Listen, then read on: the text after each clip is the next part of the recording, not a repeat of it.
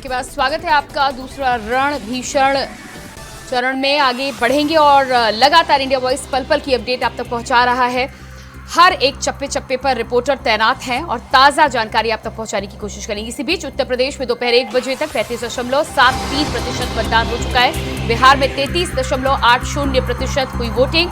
छत्तीसगढ़ की बात करें तो छत्तीसगढ़ में 53.09% पड़े वोट। वहीं राजस्थान में 40.39% मतदान अब तक हो चुका है। पश्चिम बंगाल में 47.29% मतदान। तो ये आंकड़े अलग अलग राज्यों से निकलकर सामने आ रहे हैं। जिस तरह से 13 राज्यों की 88 सीटों पर आज मतदान लगातार हो रहा है। ऐसे में शुरुआत में मतदान सुस्त देखने को मिला, हालांकि रफ्तार अभी भी धीमी नजर आ रही है। पिछले बार यानी 2019 के आंकड़ों को अभी मत प्रतिशत छू नहीं पाया है, लेकिन शाम 6 बजे तक का इसके लिए इंतजार करना होगा कि आखिर ये आंकड़ा कहां पहुंचता है और उसके बाद जनता जो है, वोटर्स जो है, उनका रुख क्या है, किस तरह से आज उन्होंने मतदान किया है। बिल्कुल, और अपने आप में काफी चिंतित करने वाली खबर चुनाव आयोग को, क्योंकि मतदान प्रतिशत बढ़ नहीं रहा है जिस तरह से उसे बढ़ना चाहिए। तमाम कोशिशें यहाँ पर धता हो रही हैं तब जब वोट प्रतिशत बढ़ता हुआ नजर नहीं आ रहा है। बिहार में अभी 33% मतदान हुआ है। छत्तीसगढ़ में बात करें तो 53.09% अब तक वोट पड़ पाए। 1 बजे तक के ये आंकड़े आपकी स्क्रीन पर है। राजस्थान में 40.39% वोट, पश्चिम बंगाल में 47.29% मतदान हुआ है। तो दोपहर 1 बजे तक उत्तर प्रदेश की बात करें तो 35.73% मतदान हुआ है। और इसी बीच इलेक्शन ब्रेकिंग सामने आ रही है। उत्तर प्रदेश में दोपहर 1 बजे तक 35.73% हुआ मतदान। अमरोहा में सबसे ज्यादा 40.67% पड़े वोट। अलीगढ़ में अब तक 35.55% हुआ मतदान। वहीं बागपत में अब तक 34.17% हुई वोटिंग।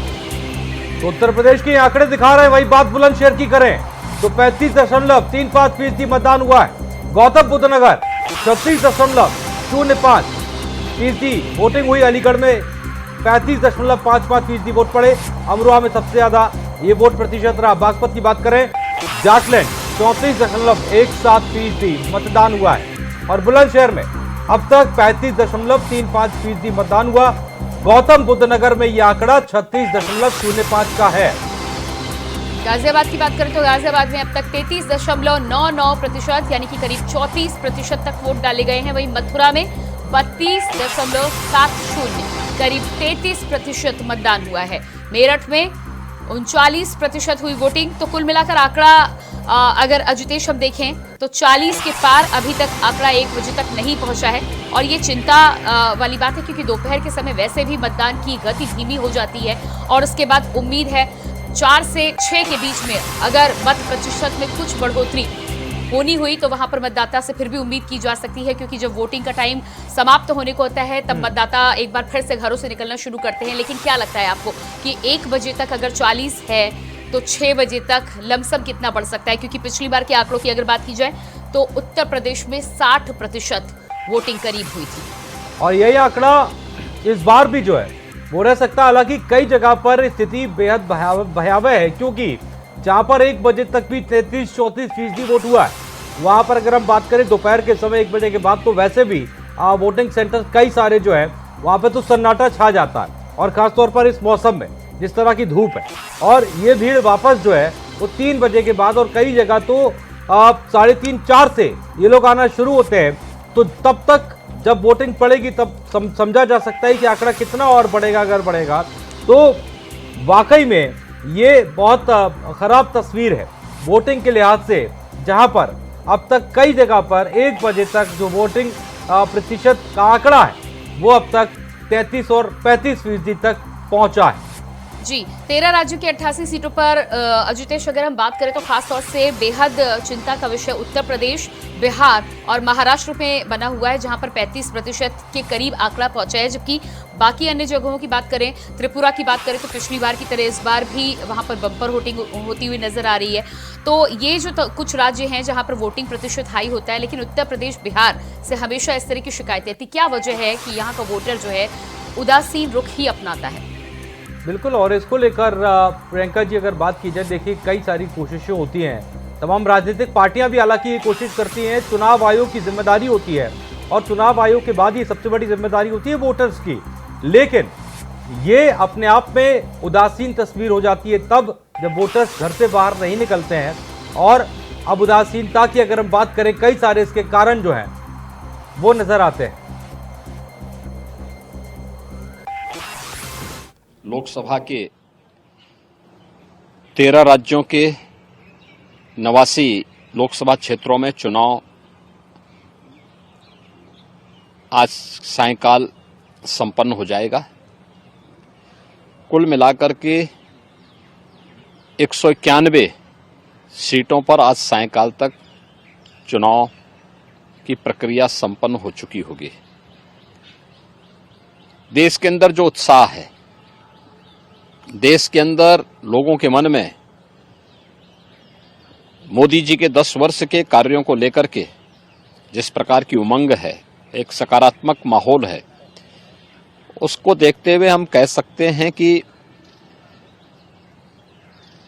प्रधानमंत्री मोदी जी के कार्यों को जनता जनार्दन का पूरा आशीर्वाद प्राप्त हो रहा है। देखिए, आज का दिन लोकतंत्र के लिए, भारत के परिपक्व होते हुए लोकतंत्र के लिए सबसे बड़ा दिन। और आज जिस उत्साह के साथ लोग मतदान के लिए निकले हैं, मैं पूरे विश्वास के साथ में कह सकता हूं कि आज मतदान का प्रतिशत निश्चित रूप से बहुत बढ़ेगा। भारतीय जनता पार्टी ने निरंतर विकसित भारत बनाने के संकल्प के साथ पिछले 10 साल में जिस तरह से माननीय प्रधानमंत्री नरेंद्र मोदी जी के नेतृत्व में एक तरफ जहां गरीब कल्याण की योजनाओं को संपूर्णता और समग्रता के साथ में उतारते हुए 25 करोड़ लोगों को गरीबी की रेखा से बाहर निकालने में सफलता प्राप्त की। अपील यही है मेरी कि ज्यादा से ज्यादा जाकर वोट करें, डेमोक्रेटिक प्रोसेस में अपना हिस्सा योगदान दीजिए और देश को मजबूत सरकार लाने के लिए आपका वोट इम्पोर्टेंट है। आप अद्भुत ये उत्साह देख रहे हैं, ये शनाख्त है एक सफल लोकतंत्र की, मोदी जी के नेतृत्व की, और इसीलिए इसे लोकतंत्र का महापर्व भी कहा जाता है। इनहेरिटेंस टैक्स की बात जो हो रही है उस पर क्या बोलते हैं? वो तो हमने पहले भी कहा है कि तो लगातार जिस तरह से महासंग्राम 2024 की तस्वीरें आप तक पहुंचा रहे हैं इंडिया वॉइस के रिपोर्टर, जगह जगह से आप तक जानकारी पहुंचा रहे हैं। और इसी बीच हमारे साथ गेस्ट जुड़ चुके हैं। भूदेव शर्मा जी कांग्रेस से हमारे साथ जुड़ चुके हैं, स्वागत है आपका। और इसके अलावा मनोज पंडित जी हमारे साथ बीजेपी से जुड़ चुके हैं। भारतीय जनता पार्टी से चंद्रभूषण सिंह हमारे साथ काफी देर से बने हुए हैं। एक बार फिर से आपका स्वागत है चंद्रभूषण सिंह जी। बिल्कुल, तो लगातार चंद्रभूषण जी सबसे पहले आपके पास ही आएंगे। उत्तर प्रदेश में 1 बजे तक के आंकड़े जो अभी तक आए हैं, 3 बजे तक का आंकड़ा अभी निकलकर सामने आया नहीं है। कुछ ही देर में अपने दर्शकों को हम वो तस्वीर भी दिखाएंगे। लेकिन 1 बजे तक के आंकड़ों की अगर हम खास तौर से बात कर लें तो 35-36% तक का आंकड़ा, 40 भी कहीं मुश्किल से मुश्किल छूता हुआ नजर आ रहा है।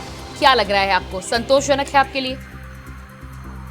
देखिए, अभी 1 बजे के बाद 5-6 बजे तक चुनाव होना है और 5-6 घंटे रहते हैं हमारे पास। तो यदि अभी आ गया है इतना परसेंटेज, तो 65% तक, 65 से 70 के बीच में 1% 8वीं तक जाएगा। और देखिए, सेकेंड हाफ में वोटर कुछ निकल के आएंगे, जो आ रहे हैं वो भी भारतीय जनता पार्टी के पक्ष में वोट कर रहे हैं और जो आएंगे भी वो भी भारतीय जनता पार्टी के पक्ष में वोट करेंगे। हम लोग देखिए, कुछ दोपहर में गर्मी है और ये सभी लोग महसूस कर रहे हैं। आपके जो हमारे रिपोर्टर, आपके रिपोर्टर बाहर हैं, उन लोगों को भी ये महसूस हो रहा है। तो चुनाव अच्छा चल रहा है और इसमें वोट प्रतिशत बढ़ता हुआ नजर आ रहा है कि पहले की अपेक्षा इस बार वोट थोड़ा बढ़ेगा, लोग बढ़ चढ़कर हिस्सा लेंगे।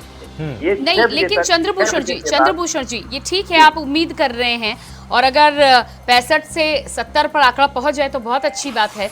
आप इसे संतोषजनक मान रहे हैं। लेकिन अगर पूरे देश के अलग अलग राज्यों के हिसाब से देखा जाए तो उत्तर प्रदेश, बिहार हमेशा इसका प्रतिशत कम ही रहता है। लगातार कोशिशें भी की जाती है। क्या वजह है कि यहाँ पर राजनीतिक दल और नेता जनता का दिल बाकी राज्यों की तरह नहीं जीत पाते?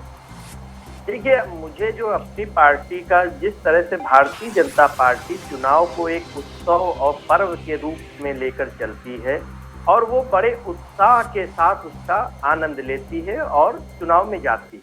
भारतीय जनता पार्टी कोई भी पर्व रहा हो, चाहे वो राम मंदिर के प्राण प्रतिष्ठा के दिन का दीप जलाने का पर्व हो या अभी आने वाले दिनों में चुनाव जो वोट आज पड़ रहा है उसका पर्व रहा हो, भारतीय जनता पार्टी के कार्यकर्ता और नेता उस उत्साह को पूर्ण रूप से मनाते हैं और 100% वोट करने की ओर जाते हैं जी। लेकिन यही चीज हमें दूसरे जो हमारे विपक्षी हैं या देखिए वोट डालने वाला ये तो बाद में पता चलता है किसको कितना परसेंटेज मिला है क्या है, लेकिन यदि उत्साह विपक्ष को भी इसी तरह से उत्साह मनाए उसका तो मनाए तो हमें लगता है कि लोग और जागरूक होंगे और ज्यादा से ज्यादा। चलिए पूछ भी लेते हैं भूदेव शर्मा जी हमारे साथ हैं।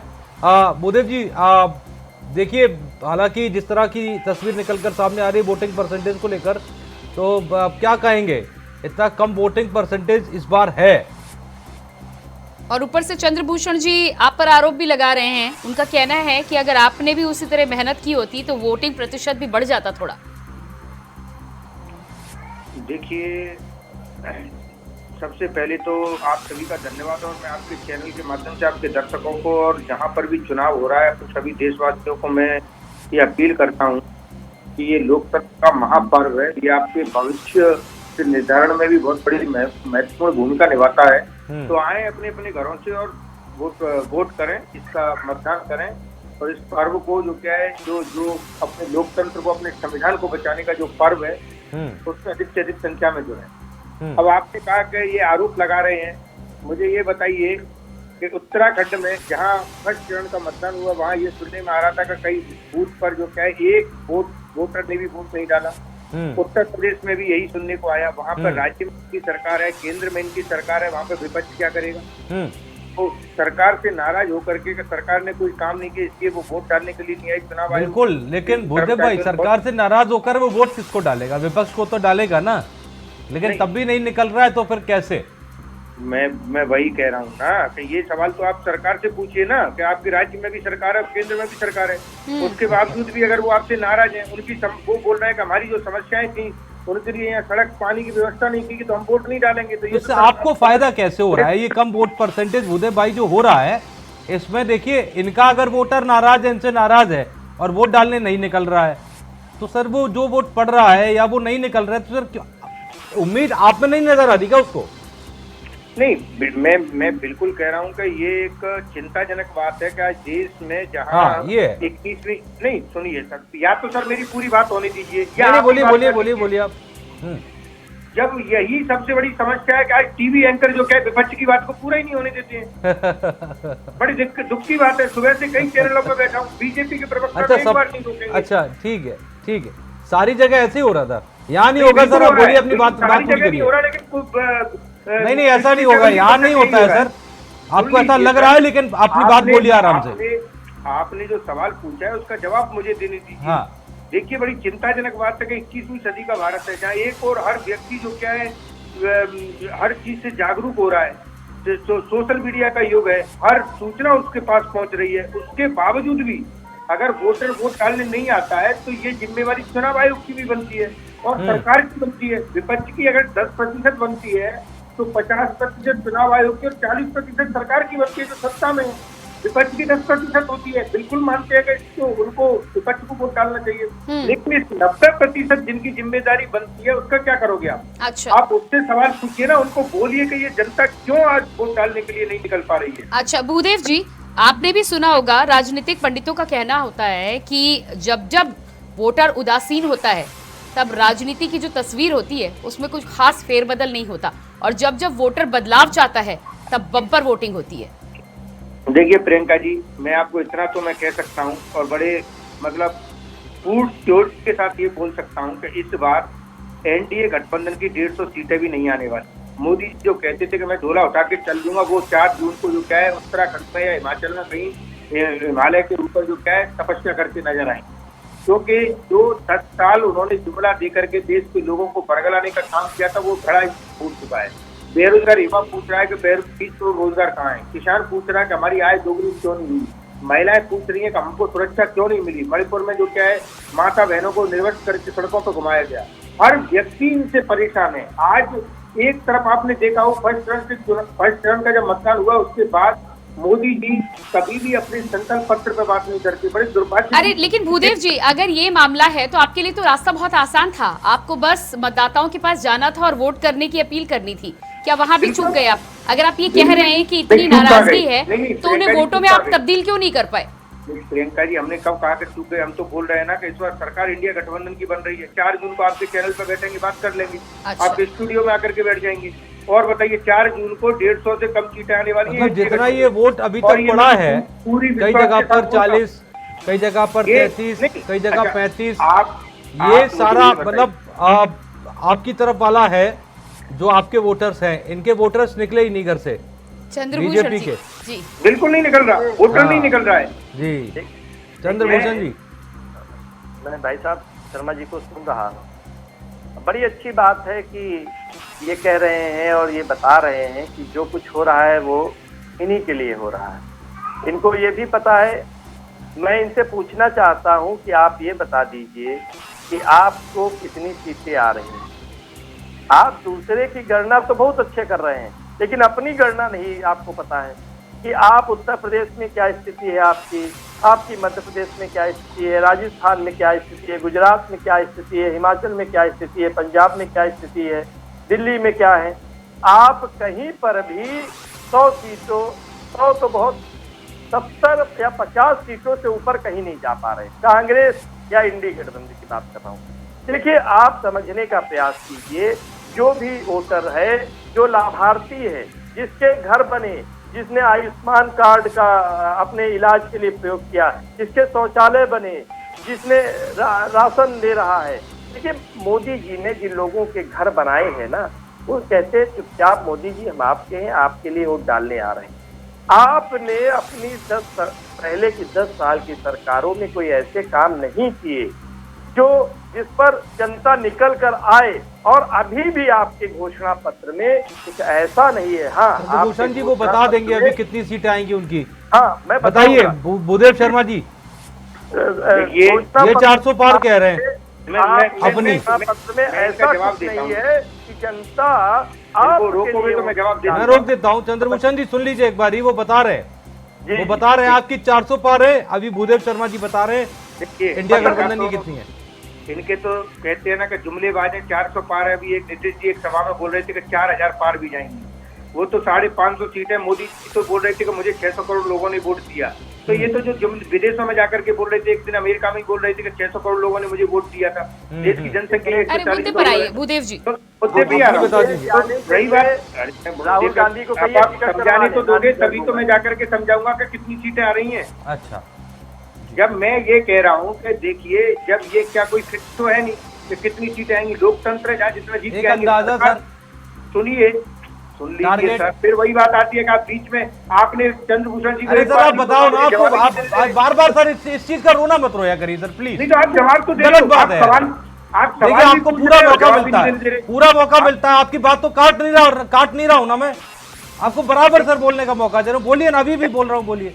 तो मैं आप बोलिए कि बीच में कुछ एड ऑन नहीं करिए, वो सर नहीं हो पाएगा। देखिए, अरे आप जो सवाल पूछ रहे हैं उसका जवाब तो देने दीजिए। आप बोलिए। आप मैं यही बता रहा हूँ कि भाई लोकतंत्र है, यहाँ 543 सीटों पर चुनाव होना है। 50%+1 सरकार बनाने के लिए चाहिए, और हम ये कह रहे हैं कि हम 50%+1 से ज्यादा लेकर के आ रहे हैं। अब मैं कोई इतना बड़ा ज्ञानी नहीं हूँ, या मैं कोई मैथ फिक्सर नहीं हूँ, या फिर मैं कोई ईवीएम सेटर नहीं हूँ। 543 सीटों में आपका कितनी सीटें आ रही, उनकी 400 पार, और आपकी कितनी? इसमें कौन सी मैथ की जरूरत है भूदेव जी? लेकिन आपकी पार्टी में आप बता रहे हैं 50%। जयराम रमेश का बयान निकल के सामने आया है कि हमारा पहला लक्ष्य 272 का आंकड़ा छूना है। तो यहाँ पर टारगेट ही जब 272 है तो आगे क्या होगा? जी जी जी जी। जैसे एनडीए ने अब मतलब एक बार तुलना करने पर, चूंकि देखिए जनता देखती है और चीजों को समझती है। जैसे एनडीए ने कहा कि 370 अकेले बीजेपी, 400 पार, 400 पार। 4000 भी बोला उन्होंने, 4000 बोला। सुनिए ना, ने 4000 बोला था बिहार में, 4000 पार सीटें लेके आएंगे। अरे अभी फिर हवाई बातों पर मत जाइए। हवाई तो वही हवाई बात है। 400 प्लस कैसे आएंगी इनकी? भूदेव मुझे ये बताइए कि राजस्थान में इनकी 25 आ रही है क्या? राजस्थान में 6 से 7 आ रही है, दिल्ली में 1 से 2 आ रही है। बताइए कहाँ इनकी? गुजरात में इनकी इनसे पूछ लेंगे। आप अपनी बताइए ना। 272 कितनी 272 अकेले इंडिया की है कांग्रेस की? देखिए, सरकार बनाने के लिए अगर 50% प्लस की जरूरत है तो इससे ज्यादा सीटें इंडिया गठबंधन को आ बहुत रही है। बढ़िया। और हम चलिए, सरकार बनाने जा आते रहे हैं हैं। आपके पास एक बड़ी खबर आ रही है इस वक्त की अलीगढ़ से, चुनाव से जुड़ी इस वक्त की बड़ी खबर आ रही है और वो ये है कि अलीगढ़ में वोटिंग का विरोध हुआ है। पहले रोड और बाद में वोट के नारे के साथ ये विरोध किया गया, जहां पर ग्रामीणों ने मतदान नहीं किया, चुनाव का बहिष्कार कर दिया, जमकर विरोध किया। तो चुनाव का बहिष्कार एक बार फिर निकल कर सामने आ रहा है अमरोहा से भी। अलीगढ़ से इस वक्त की बड़ी जानकारी, ग्रामीण अलीगढ़ में नहीं करने पहुंच रहे हैं मतदान, चुनाव का बहिष्कार, जमकर हो रहा है विरोध, पहले रोड बाद में वोट। तो लगातार अलग अलग जगहों से इस बात को लेकर जानकारी सामने आ रही है, पहले बुलंदशहर और उसके बाद अब अलीगढ़। लगातार भारतीय जनता पार्टी के तमाम लोगों का ये कहना था कि ये जो चुनाव होता है लोकसभा का, ये राष्ट्रीय मुद्दों पर होता है, लेकिन देखिए बहिष्कार जिन मुद्दों पर किया जा रहा है वो बेहद बेसिक मुद्दे हैं। रोड की बात कर रहे हैं, पानी की बात कर रहे हैं, सड़कों की बात कर रहे हैं। बुलंदशहर से ही तस्वीर सामने आई थी और अब अलीगढ़ से ये खबर निकलकर सामने आ रही है, ग्रामीण नहीं कर रहे मतदान। तो लगातार हमारे साथ मेहमान बने हुए भूदेव जी और चंद्रभूषण जी। चंद्रभूषण जी, अभी तक आप लगातार बातचीत कर रहे थे और उसके बाद अलीगढ़ से भी ये खबर निकलकर सामने आ गई।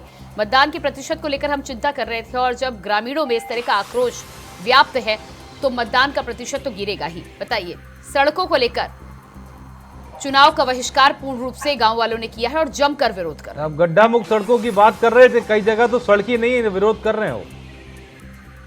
नहीं, ठीक है। देखिए, ये संविधान ने अधिकार दिया है सबको, संविधान ने ये भी अधिकार दिया है कि वो विरोध अपना वोट डालकर भी कर सकते हैं, ठीक है। और विरोध के समय दिन कभी भी आंदोलन मनुष्य करता है, धरने पर बैठता है, विपक्ष भी कई बार धरने पर बैठा, केजरीवाल ने भी कई जो है आंदोलन किए, धरने पर बैठा। लेकिन आज का जो दिन था वो आज उनको संविधान ने अधिकार दिया है कि वो अपनी बात मनवाकर अपने अधिकार का प्रयोग कर सकते। ये विषय जो आपका है, ये मैं विषय मानता हूँ कि ऐसे विषयों को नहीं आना चाहिए और ऐसे विषयों का समाधान होना चाहिए किसी भी स्तर पर से। लेकिन आज जो उनको अधिकार, जिस विषय को लेकर हम लोग बात कर रहे हैं कि आज तो उनके अधिकार नहीं, लेकिन चंद्रभूषण जी, विफलता तो इसमें तब भी नहीं। चंद्रभूषण जी सुन लीजिएगा, थोड़ा सा एक छोटा सा सवाल सुन लीजिएगा। चंद्रभूषण जी सुन लीजिएगा, विफलता तब भी राजनीतिक दल, सरकार, प्रशासन सबकी मिलाकर है। एक समय पर अटल जी ने कभी कहा था बहुत सालों पहले कि समझ नहीं आ रहा उनको कि सड़क में गड्ढा है कि गड्ढे में सड़कें हैं, और उसके बाद आपने कहा कि अच्छे दिन आएंगे। इतने साल सरकार भी बीत गई, लेकिन क्या बदला? देखिए, हम लोग गड्ढे भरते भरते पिछले 7 वर्षों में गड्ढे भर पाए। जिस तरह उस पूरे देश तो अलीगढ़ तक नहीं पहुंच पाया आप? नहीं, अलीगढ़ के हो सकता किसी गांव तक रह गया हो, अभी हमारी सरकार है यहाँ पर, तो पूर्ण हो जाएगा। लेकिन जो पूरे देश में सड़कों का जाल 7 साल आपको गड्ढे भरते लग गए चंद्रभूषण जी, जी, आप कह रहे 7 साल आपको गड्ढे भरते लग गए। सालों के गड्ढे भरने में सर, नई सड़कें कब बनेंगी, यहाँ से अंदाजा लगाया जा सकता है। आप समझिए ना कि 70 सालों में जो गड्ढे हैं, कांग्रेस के जो गड्ढे किए गए, आपको याद होगा सर, आपको याद होगा कि जब 2017 में, चंद्रभूषण भाई आपको याद होगा जब नई उत्तर प्रदेश में सरकार बनी तो एक टारगेट रखा गया था गड्ढा मुक्त करने का सड़कों को, याद है आपको? याद है आपको, याद है। अब यहाँ से अंदाजा लगाइए सर, मैं क्या कह रहा हूँ, वो टारगेट बहुत समय पहले खत्म हो चुका है। अच्छा जी, ये जो विषय है, ये विषय जब तक आप पूर्ण रूप से ये नहीं बता पाएंगे या हम ये नहीं बता पाएंगे कि किस ब्लॉक का है, किस गांव का है ना, कहाँ का है, ग्राम सभा का है या विधानसभा का है, ठीक है, तब तक इस विषय पर हम लोग बहुत ज्यादा नहीं, अगर हम उस पर डीपली जाएंगे तो खैर हम आपको बताएंगे जब डीपली जाएंगे उस पर। मेरा ये कहना है कि आज जो संविधान ने किसी को भी अधिकार दिया है, पक्ष को या विपक्ष को, मैं निष्पक्ष वाली बात कर रहा हूँ, सरकार की भी बात नहीं कर रहा हूँ, उसका प्रयोग करना चाहिए। वो सरकार के अगेंस्ट में करे या सरकार के साथ। लेकिन जब हम मोटा मोटी इस चीज का रेफरेंस हम इसलिए ले रहे हैं क्योंकि वोट प्रतिशत कई जगह कम हुआ है और ऐसी कई जगह से खबरें आई, तो उसका एक कारण ये भी है। हालांकि भूदेव भाई इस बात का जिक्र कर रहे थे थोड़ी देर पहले कि लोगों में इस बात की नाराजगी है, लेकिन इसमें एक और चीज है, वो ये है कि सरकार से नाराजगी तो है, लेकिन विपक्ष उनमें भरोसा नहीं जता पाया कि आप अगर वोट इनसे आप परेशान है तो आप हमें वोट करिए। उन्होंने कहा हम वोट ही नहीं करेंगे क्योंकि ये कर नहीं रहे और इनसे हमें उम्मीद ही नहीं है। भूदेव भाई मानते हैं आप ये बात? हमें उम्मीद है, जो कहोगे ये पता है आ रहा हूं, जवाब अभी लेता हूं। एक बड़ी खबर आ रही है, आपसे जवाब लेते हैं। 3 बजे तक का मतदान प्रतिशत आ गया है। उत्तर प्रदेश में 44.3 और बिहार में 44.24% वोटिंग हुई है। इसके साथ ही साथ छत्तीसगढ़ में 63.92% वोट पड़े हैं। इसके साथ ही साथ राजस्थान की बात करें तो 50% के लमसम वोटिंग हुई है, और वहीं पश्चिम बंगाल में 60.60% मतदान हुआ। इसके अलावा उत्तर प्रदेश में 44.13% वोटिंग हुई है। तो ये वोटिंग परसेंटेज 3 बजे तक की ये वोटिंग प्रतिशत आ गया है। 44 कुछ प्रतिशत वोट और छत्तीसगढ़ में 63% वोट करीब, राजस्थान में 50% वोट। आंकड़े की हम बात कर रहे थे, 1 बजे से 3 बजे के बीच का ये आंकड़ा अब निकल कर सामने आ रहा है। पश्चिम बंगाल में 60.60% मतदान, वहीं उत्तर प्रदेश में 44 और बिहार में भी लगभग 44% मतदान। हमारे साथ मेहमान लगातार बने हुए हैं और राजस्थान से टोंक से हमारे साथ संवाददाता राहुल जांगड़ भी बने हुए हैं, तो रुक करेंगे सीधा। लेकिन उससे पहले आपको सुनाते कुछ राजनीतिक बयान। अब सुप्रीम कोर्ट के आदेश का हम लोग सब पालन करेंगे, लेकिन होना चाहिए 100% वीवीपैट की गिनती होनी चाहिए। इलेक्शन कमीशन ने बोला कि नहीं, इसमें जो मेमोरी होती है वो तो चिप में बर्न्ट होती है, और तो कोर्ट ने ये बोला है कि जो भी बर्न्ट मेमोरी है उसमें 5 हर असेंबली कंस्टिट्यूएंसी में 5 ईवीएम यूनिट्स की बर्न्ट मेमोरी को एग्जामिन करने का नंबर 2 या नंबर 3 कैंडिडेट दरखास्त दे सकता है, और उसको फिर एक टेक्निकल टीम एग्जामिन करेगी, लेकिन उसका खर्चा उस कैंडिडेट को देना होगा जो उसकी मांग करता है। ये कह के उन्होंने ये सारी पिटीशन डिस्पोज ऑफ कर दी। देखिए, पहले चरण में भी लोगों ने बढ़ चढ़कर मोदी जी को प्रधानमंत्री बनाने के लिए वोट किया है, और इस चरण में और ज्यादा वोट करेंगे। हर चरण में जो है लोगों का जो मोदी जी को सपोर्ट का परसेंटेज है वो बढ़ता जाएगा, और इस बार जब 7 चरण पूरे होंगे, 4 जून को रिजल्ट निकलेगा, तो ऐतिहासिक जीत होगी। परिवारवाद को लेकर कांग्रेस का लालू जी नाम नहीं रखे हैं, हमारा सामने जेपी जी रखे थे, जयप्रकाश नारायण जेपी, उन्होंने नाम रखे थे, और लालू जी ने उन्हें भाग रहे थे। बाकी अपना आदमी भेज के हमको कोरजी हॉस्पिटल में भर्ती कराए, दर्द हुआ तो कोई नहीं था हमारा घर में। वहाँ खबर गया तो जेपी जी आदमी भी भेजा, 500 रुपया भी दिए। जेपी के नाम रखा हुआ है कि आंदोलन में लोग घूमा था, हम नाम इसको निशा भारती रखा था, निशा में लोग घूम रहा था, इसीलिए जेपी जी का नाम रखा हुआ है। देखते हैं प्रधानमंत्री मोदी जी आज आते हैं तो बिहार के लिए क्या लेकर के आते हैं, क्या बिहार की जनता को संदेश देना चाहते हैं।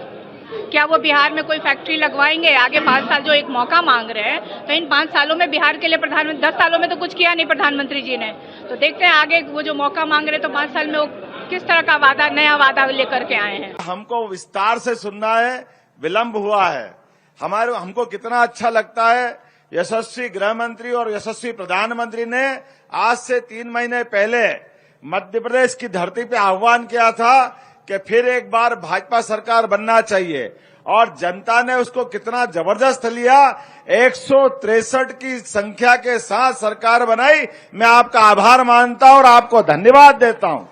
देखिए, पहली बात तो ये कि चुनाव में मैं देख रहा हूँ सब उत्साह इस बार कम दिख रहा है, और अभी हम मध्य प्रदेश का भी दौरा हमने किया, और दिल्ली में भी देख रहे हैं वो उत्साह नहीं जो पहले पिछले चुनाव में हुआ करता था। अभी क्या कारण है, तो इसका विश्लेषण किया जाएगा। और जहां तक लाल बहादुर शास्त्री जी की बात है, उनके समय की बात है, उसमें तो इतना परिवर्तन आ गया है कि इसकी कल्पना भी नहीं की जा सकती थी। उस समय के चुनाव और आज के चुनाव में बहुत ही फर्क आ गया है। पोरबंदर महात्मा गांधी की जन्मभूमि और प्रेरणा भूमि है। वहां मैं जब कैंपेन कर रहा हूं, मैं जनता में उत्साह देख रहा हूं। जनता का विश्वास भारतीय जनता पार्टी के प्रति है और श्रद्धा मोदी जी के प्रति है। सभी गांव के लोग महसूस करते हैं कि सरकार हमारे तक पहुंची है, कि मोदी जी ने हमारे जीवन को सरल बनाया है, हमारे जीवन में बदलाव लाया है, इसलिए हम मोदी जी के साथ हैं। यही प्रेरणा से हम जोश से कैंपेन कर रहे हैं।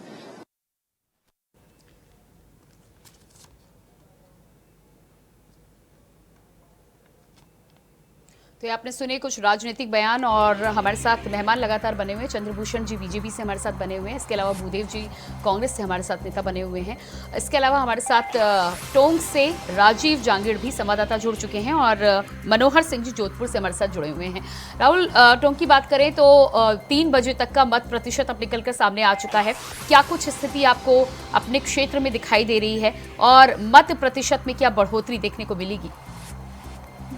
बिल्कुल प्रियंका, जिस तरह से राजस्थान में 13 सीटों पर इस बार लोकसभा चुनाव का जो मतदान होना है, वहीं इस बार टोंक में इस वक्त मेरी मौजूदगी है, जहां पर अभी तक 3:30 बजे के हिसाब से बताया जा रहा है कि 40% यहाँ पर वोट हो गया है। तो शुरुआती जो दौर था, जो उसमें 10 बजे तक करीबन 9% वोट हुआ था, लेकिन उसके बाद जो वोट प्रतिशत था उसने रफ्तार पकड़ी है। अब लगातार जो हाउसिंग बोर्ड इलाके में मेरी मौजूदगी है, जहां पर बूथ नंबर 140 पर इस वक्त में, जहां पर लगातार ये पौष इलाका माना जाता है टोंक जिले का, जहां पर लगातार लोग आ रहे हैं और बढ़ चढ़ कर मतदान कर रहे हैं। हालांकि दिन में यहाँ पर थोड़ी सी रफ्तार धीमी हो गई, जिसके बाद लगातार जो वोटर्स हैं वो घर से अब बाहर निकल रहे हैं, क्योंकि देखिए मौसम ने भी कहीं ना कहीं करवट लिया है। छाँव हो गई है, ठंडा मौसम टोंक जिले में हो गया है। वहीं अगर पूरे राजस्थान की बात करें तो 50% से ज्यादा राजस्थान में अभी तक वोट हो गया है, और कहीं ना कहीं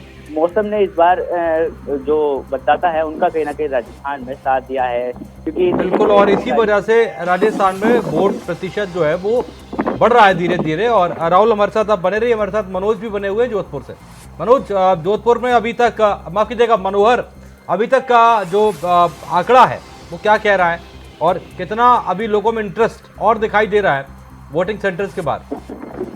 देखिए, आप सवेरे 7 बजे से जब मतदान शुरू हुआ तो लगभग लोगों में उत्साह था मतदान को लेकर, और बूथ पर काफी भीड़ देखने को मिली। लेकिन दोपहर होते होते जिस तरह से गर्मी हावी हुई और उसके बाद में मतदान बूथ पर कहीं न कहीं सन्नाटा छा गया। अभी तक हम देखा जाए तो लगभग 3 बजे के आंकड़े जो सामने है तो लगभग 50% के आसपास मतदान हुआ है, और कुछ एक जैसलमेर का पोखरण विधानसभा क्षेत्र है, वहाँ लगभग 57 से 58% मतदान हो गया है। बाकी लगभग देखा जाए तो 50% है, और लगभग यदि इसी हिसाब से मतदान होता है तो शाम तक लगभग 60% के आसपास मतदान होगा। इस बार जो पिछली बार जो 68% मतदान हुआ था, लेकिन इस बार लगभग 8% कम मतदान होने की उम्मीद बताई जा रही है। जी बिल्कुल ठीक है, हमारे साथ आप बने रहिए, आप दोनों ही बने रहिए, आपके पास हम थोड़ी देर में आएंगे। भूदेव जी, हम बात कर रहे थे देखिए वोट प्रतिशत की, और मेरा सवाल ये था, चूंकि एक चिंता का विषय तो है और कई जगह पर सरकार से सवाल भी है कि आखिरकार देखिए लोग आपसे संतुष्ट नहीं है, आपसे नाराज। सवाल ये था कि विपक्ष पर भरोसा क्यों नहीं है अगर उनसे नाराज है? बिल्कुल, देखिए मैंने पहले भी कहा कि ये बहुत चिंता का विषय है। अगर आज मैंने एक बार पहले भी कहा था कि 21वीं सदी का भारत है, लोग अधिक जागरूक हैं।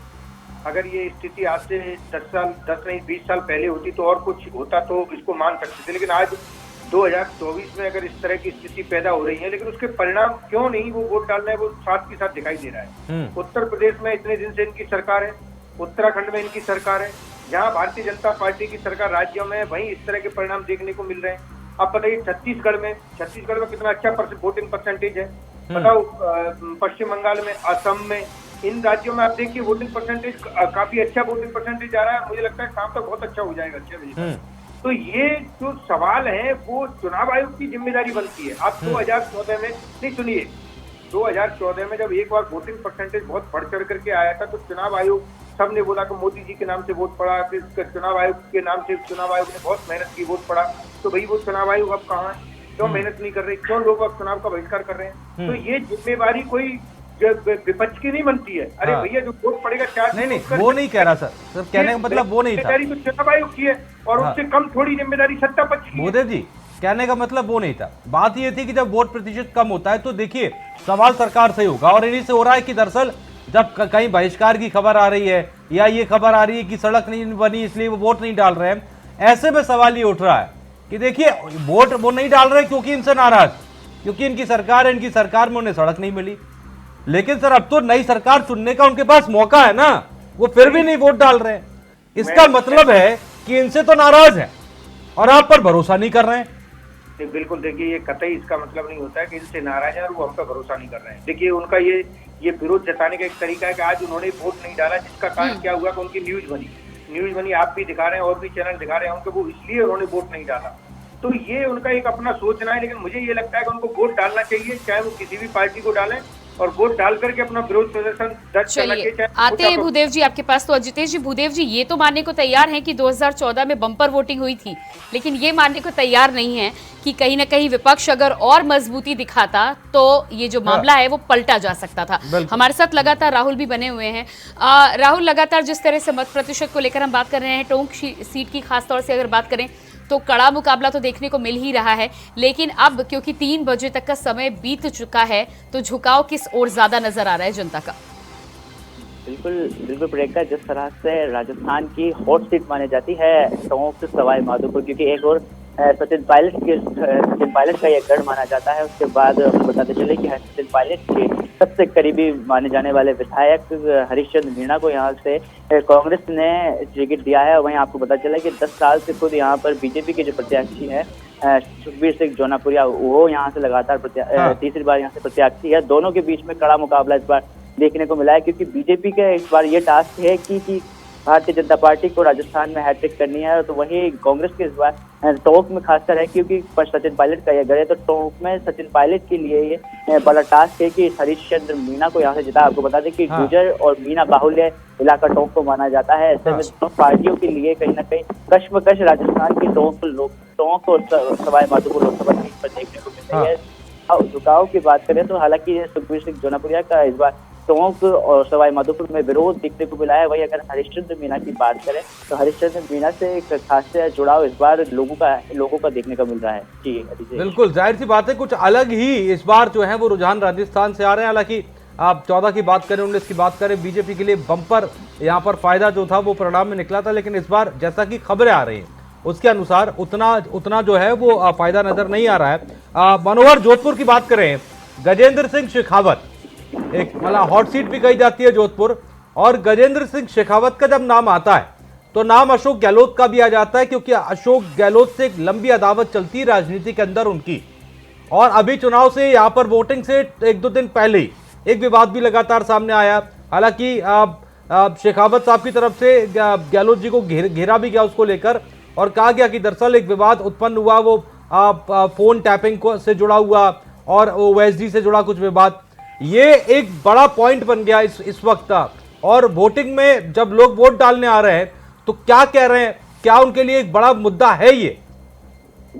देखिए, निश्चित तौर पर जिस तरह से अभी लोकेश शर्मा जो पूर्व मुख्यमंत्री अशोक गहलोत के ओएसडी थे और उन्होंने जो प्रेस वार्ता की, उसको लेकर लोगों के अंदर एक साफ तरह का मैसेज है कि जब पूर्व मुख्यमंत्री के साथ वो रहे थे, जब सरकार में थे, सत्ता में थे, तब आरोप नहीं लगाए और अब बोल रहे हैं, तो ये स्पष्ट रूप से कहीं ना कहीं विपक्ष का हाथ है, ऐसा कांग्रेस का कहना है। और निश्चित तौर पर जिस तरह से आप बता रहे हैं कि जोधपुर हॉट सीट है, तो इस चुनाव के अंदर जब 2014 और 2019 के लोकसभा चुनाव हुए थे तो कहीं एक तरफा माहौल था और वो मोदी मैजिक था, लेकिन इस बार के जो चुनाव है ना मोदी मैजिक है ना श्री राम मंदिर की कहीं चर्चा है। हाँ, कहीं मान सकते हैं कि 5% श्री राम मंदिर की बात आती है, लेकिन सामान्य रूप से जब बात करें तो गजेंद्र सिंह शेखावत को इस बार चुनाव लड़ना कहीं ना कहीं मुश्किलों की सामना भी करना पड़ रहा है और कहीं ना कहीं उनको ऐसा लग रहा है। और जिस तरह से करण सिंह उच्चाड़ा कांग्रेस के जो उम्मीदवार सचिन पायलट गुट से आते हैं और अशोक गहलोत के गढ़ में जब चुनाव लड़ रहे हैं, तो इस बार गजेंद्र सिंह शेखावत की मुश्किलें कहीं ना कहीं साफ नजर आ रही है। जो जोधपुर के समीकरण जो बता रहे हैं कि जोधपुर की सीट की जो पिछले 2 बार के टर्न रहे, 2014 के अंदर लगभग 4-5 लाख से विजय हुए, 2019 में लगभग 2.5 लाख से अशोक गहलोत के पुत्र वैभव गहलोत को हराया, लेकिन इस बार कांटे की टक्कर है। लगभग बताया जा 1000 से 1 लाख के बीच का कहीं ना कहीं अंतर रहेगा। जीत किधर भी जा सकती है, यह भी कहना ठीक नहीं है। जी बिल्कुल। और साथ ही साथ मनोहर, चूंकि बात अगर हम करें फिलहाल मौसम किस तरह का है वहां पर, क्योंकि एक समय है वोटिंग का, वहां पर वोटिंग खत्म हो जाएगी, उस हिसाब से अभी अगर आप हमें कुछ तस्वीरें भी दिखा सकते तो कोशिश करिएगा। अगर ऐसा संभव है तो साथ ही साथ किस तरह का मौसम है और मौसम का असर वोटिंग पर कितना दिख रहा है? देखिए, मैं बता दूं आपको कि कल दोपहर में मौसम विभाग ने जब अलर्ट जारी कर दिया था कि कल आज 26 तारीख और 27 तारीख को लगभग 40 से 50 की प्रति किलोमीटर के हिसाब से स्पीड में जो हवा चलने की थी वो हवा अभी चल रही है। चलिए, फोन शायद कट गया, आपकी आवाज नहीं आ रही मनोहर, एक बार फिर से आपको जोड़ने की कोशिश करते हैं। राहुल टोंक से लगातार बने हुए हैं। राहुल, आप बात करें टोंक की, तो चूंकि आप जिस तरह की वहां पर राजनीतिक जंग है उसका जिक्र प्रियंका जी ने किया था, आपने जवाब भी दिया था।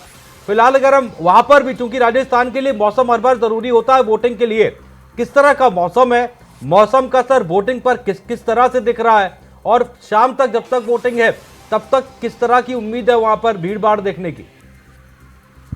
जिस तरह से मौसम ने दोपहर 2 बजे बाद करवट ली है, उसके बाद जो घर से, क्योंकि वोटर्स बाहर निकलना शुरू हो गए हैं, क्योंकि छाया इस मौसम से हो गई है।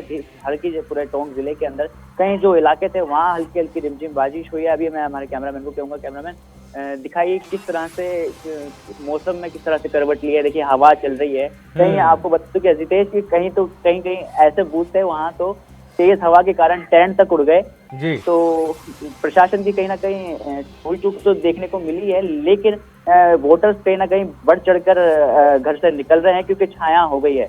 जी बिल्कुल राहुल, तो यहाँ पर जिस तरह मौसम तो सुहावना है, लेकिन राजनीतिक तापमान की अगर बात करें तो उतना उचित राजनीतिक तापमान यहाँ नजर नहीं आ रहा। जिस तरह से यहाँ पर मनोहर ने भी जिक्र किया था कि क्लीन स्वीप की बात भारतीय जनता पार्टी करती है और टारगेट भी लिया है, लेकिन स्थिति इस बार पिछली बार की तरह यानी कि 2019 की तरह उतनी आसान नहीं है।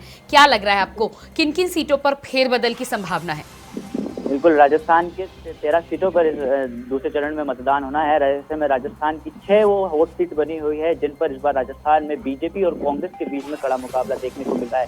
चाहे फिर वो टोंक सवाई माधोपुर है या फिर भीलवाड़ा, चित्तौड़गढ़, बांसवाड़ा, डूंगरपुर हो या फिर और भी कोटा हो, बारा झालावाड़ हो, वहां पर लगातार इस तरह से त्रिकोणीय मुकाबला इस बार राजस्थान में देखने को मिला है। बाड़मेर जैसलमेर वो सीट है जहां पर इस बार त्रिकोणीय मुकाबला है, क्योंकि एक तरफ उमेदराम बेनीवाल और खुद केंद्रीय मंत्री कैलाश चौधरी और दूसरी तरफ एक 26 साल के युवा नेता रविंद्र सिंह भाटी ने वहां से चुनावी ताल ठोकी। और आपको बताते चले कि राजस्थान में अब तक सबसे ज्यादा जो वोट प्रतिशत हुआ है, वो मतदान दला है, वो बाड़मेर जैसलमेर सीट से दला है। आपको बता दें कि 50% से ज्यादा वहां से वोट प्रतिशत क्रॉस कर गया है। राजस्थान में सबसे ज्यादा वोट प्रतिशत वहां दला है। तो उसको लेकर देखिए, भारतीय जनता पार्टी ने इस बार के मिशन 25 को लेकर राजस्थान में कई सारे चुनावी दौरे किए, 10 से ज्यादा रोड। राहुल, ये वैभव गहलोत की जो सीट अब बदली गई है, इसको लेकर क्या रणनीति नजर आती है, खासतौर पर कांग्रेस की जब हम बात कर रहे हैं?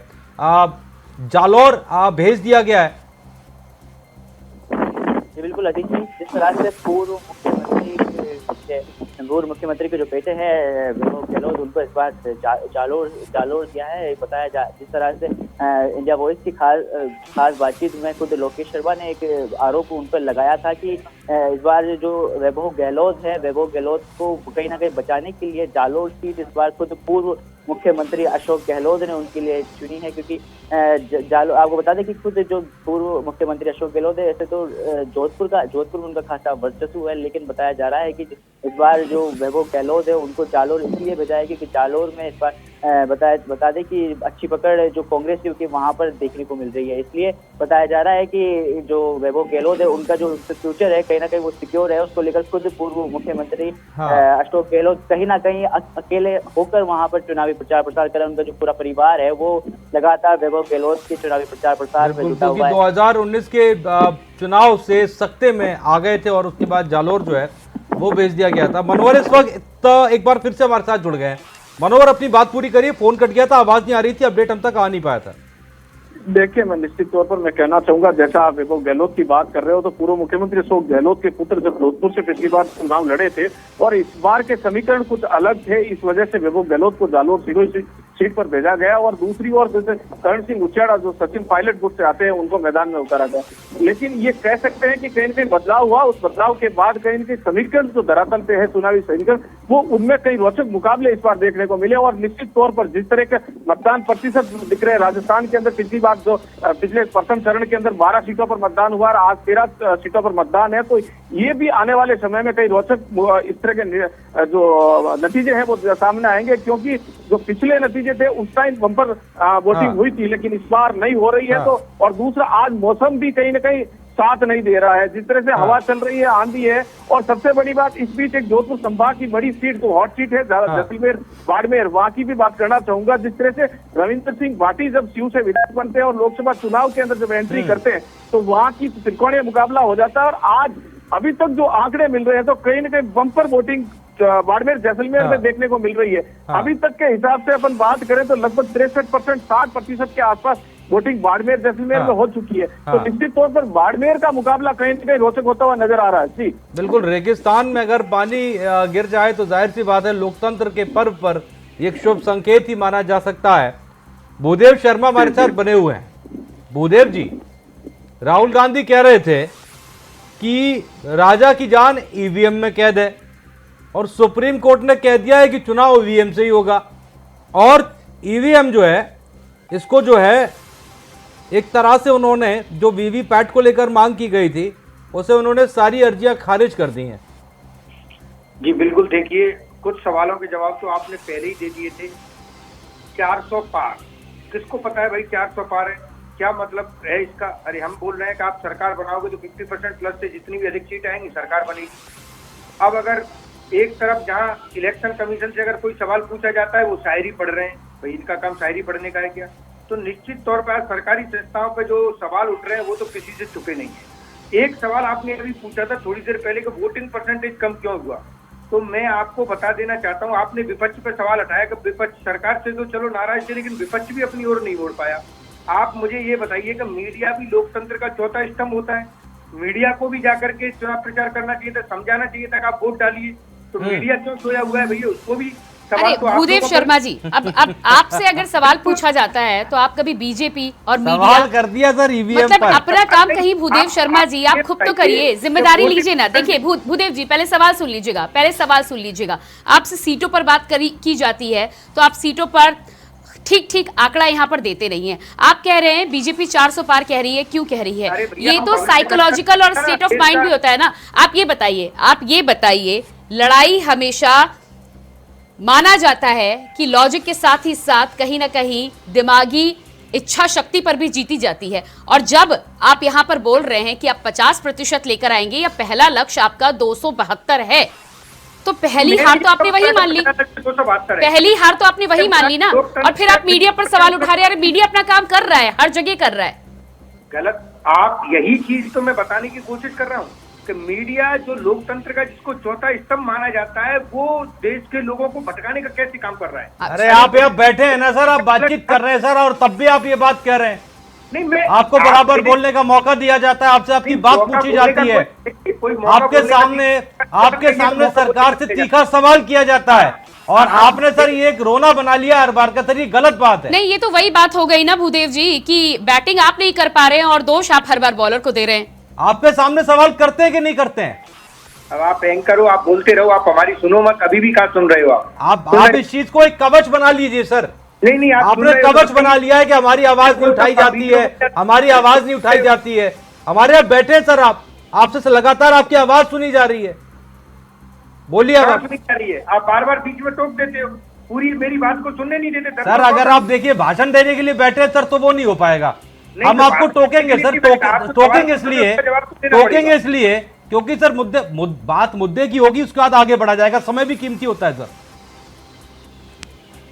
आप सोचे कि आप बोलते रहे लगातार, ऐसा थोड़ी ना होगा सर। ये बीजेपी के साथ नहीं होता है, किसी के साथ नहीं होगा सर। बोलिए। तो आप भी अपना रोल निभाइए ना, देश की जनता को समझाइए चुनाव में। अरे भूदेव शर्मा जी, अब देखिए सवाल आपसे कहा जाता है कांग्रेस को लेकर, आप हमें हमारा काम सिखाने लगते हैं और फिर आप कह रहे हैं कि आपको बोलने का मौका नहीं दिया जाता है। अब आपको समय दिया जा रहा है, आप पहले अपनी बात रखिए, कांग्रेस को लेकर रखिए, कांग्रेस को लेकर अपनी बात रखिएगा। अरे मैं वही आपके सवाल का ही तो जवाब दे रहा हूँ, आप उसको अभी भी नहीं सुन नहीं दीजिए, जलेबी की तरह घुमाइए नहीं। फड़फड़ाने लग जाते हो, क्यों फड़फड़ा रहे हो फिर आप? जब अच्छा ये सुन बताइए लीजिए, तो चलिए भूदेव जी एक सेकंड और, आरोप चूंकि आप लगा ही रहे हैं तो एक सेकंड और सुन लीजिए। नहीं, आरोप चूंकि आप लगा ही रहे हैं तो एक सेकंड और सुन लीजिए, उसके बाद जवाब दीजिएगा। सर आपसे हम सवाल करते हैं कि दरअसल जनता ने वोट क्यों नहीं दिया, जनता वोट का बहिष्कार क्यों कर रही है, ये सरकार की कमी है कि नहीं? आप कहते हैं हाँ कमी है। हम आपसे कहते हैं कि फिर आपको वोट क्यों नहीं कर रही है? आप क्या कहते हैं? मीडिया को कहना चाहिए, मीडिया। अरे सर आप बताइए ना अपनी बात। आपने अब आप गलत बोल रहे हो, अब आप उल्टा बोल रहे हो, उस समय आप उल्टा बोल रहे थे। नहीं अब हम सही कह रहे हैं। अब सही कह रहे हैं। अरे भाई 4 जून का इंतजार कीजिए, 4 जून को एनडीए की 150 से कम सीटें। 4 जून से पहले कोई बात करे या ना करे चुनाव पर, आपके हिसाब से कवरेज करने लग जाए, आपके हिसाब से बातचीत करने लग जाए। मैं बता रहा हूँ 4 जून को आपको बीजेपी के प्रवक्ता आपके ना हम अभी बदले हैं, कोई किसी की भी सरकार हो, और ना 4 जून के बाद बदलेंगे कोई भी सरकार हो। वो तो 4 जून के बाद देखिए, जैसे सरकार बदलेगी तो सब बदलेंगे, क्योंकि जिस तरह से 2000 आज भी जैसे हम वैसे ही तब रहेंगे, हम आज भी किसी के दबाव में नहीं करते सर। नहीं, और भूदेव जी ये बहुत आसान है कि जब सवाल आपसे किया जाए तो आप मीडिया पर सीधा सवाल उठा दे। ना हम आज दबाव में, ना 4 जून के बाद होंगे। जब दरअसल बात ये होती है कि जब भी आपको अपना जवाब नहीं देना होता है, ये घुमाना होता है, तब सीधे मीडिया पर सवाल उठा दिए जाते हैं। अब वोट प्रतिशत को लेकर जवाब दीजिए सर। जब मैं सवाल का जवाब देता हूं तो आप मुझे देने का देते हैं। अरे आप मुद्दे को भटकाते रहेंगे यार सर, बात करेंगे। मैं वही बोल रहा हूँ। देखिए मैंने तो पहले कहा कि वोटिंग परसेंटेज अगर कम हो रहा है, मैं सारा कुछ बिल्कुल तरीके से बताने की कोशिश कर रहा हूँ कि ये इस देश की कमी है, चुनाव आयोग की कमी है, सरकार की कमी है, कुछ विपक्ष की है, लेकिन विपक्ष की अगर 10% है तो 90% चुनाव आयोग और सत्ता की सरकार की कमी है। अच्छा। मैंने ही बोला, ये सबके लिए, ये जो वोट नहीं डालते हैं उनको भी ये सोचना चाहिए कि ये उनके भविष्य का निर्धारण इसी वोट से होने वाला है, चाहे किसी प्रकार का टैक्स हो, चाहे रोजगार की बात हो, चाहे इनकम की बात हो, हर चीज को लेकर के।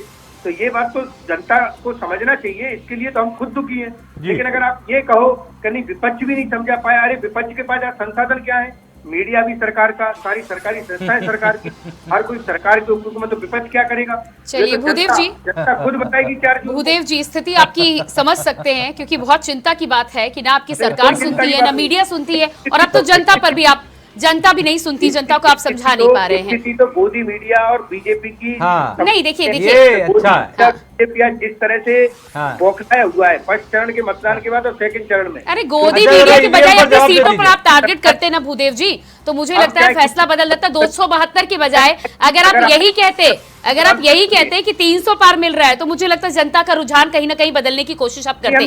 लेकिन आप पहले मीडिया पर सवाल उठा ले, फिर 4 जून को नतीजे आएंगे, एक बार फिर से आपसे बातचीत करूंगी। आप मुझ में समझ गए सर, आप विषय को भटकाना चाह रहे हैं, लेकिन नहीं भटक पाएगा।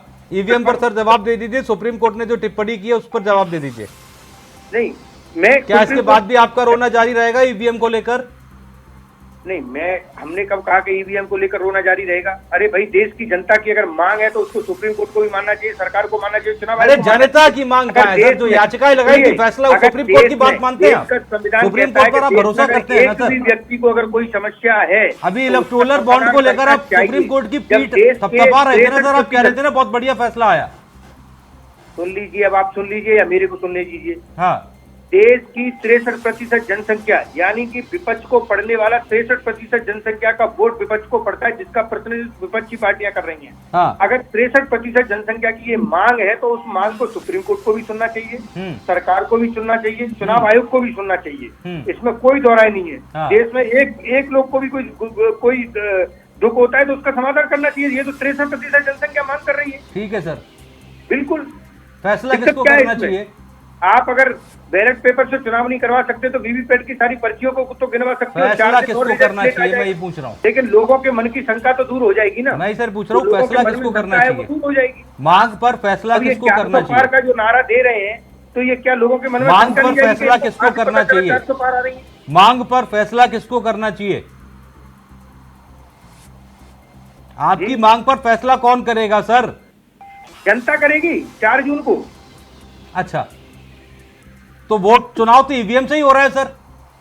जनता सर्वोपरि होती है। आप सरकार नहीं, मैं ही पूछ रहा हूँ, चुनाव तो ईवीएम से ही हो रहा है। तो धमका सकते हो, लेकिन जनता को ना आप डरा सकते हो। अरे चुनाव तो ईवीएम से ही हो रहा है ना सर? चुनाव ईवीएम से हो रहा है? बिल्कुल। फिर कौन भाई, जब हिटलर की सत्ता को भी जनता ने चलिए ठीक है, ठीक है भूदेव जी, 4 जून का चलिए बहुत बढ़िया, 4 जून का ये गलत माहौल बनाने से कुछ नहीं होने वाला। चलिए बहुत बहुत शुक्रिया आपका हमें समय देने के लिए। भूदेव शर्मा जी थे कांग्रेस से, आपका बहुत बहुत शुक्रिया। तो यहां पर लगातार पल पल की अपडेट और चप्पे चप्पे पर इंडिया वॉइस के रिपोर्टर्स अब तक अपडेट पहुंचा रहे हैं। इसके साथ ही साथ तमाम राजनीतिक बयान भी आए, आपको सुनवाते हैं। आदेश का हम लोग सब पालन करेंगे, लेकिन होना चाहिए 100% वीवीपैट की गिनती होनी चाहिए। इलेक्शन कमीशन ने बोला कि नहीं, इसमें जो मेमोरी होती है वो तो चिप में बर्न्ट होती है, और तो कोर्ट ने ये बोला है कि जो भी बर्न्ट मेमोरी है एग्जामिन करेगी, लेकिन उसका खर्चा उस कैंडिडेट को देना होगा जो उसकी मांग करता है।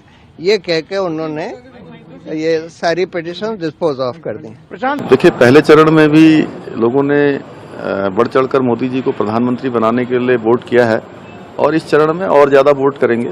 हर चरण में जो है लोगों का जो मोदी जी को सपोर्ट का परसेंटेज है वो बढ़ता जाएगा, और इस बार जब 7 चरण पूरे होंगे, 4 जून को रिजल्ट निकलेगा, तो ऐतिहासिक जीत होगी।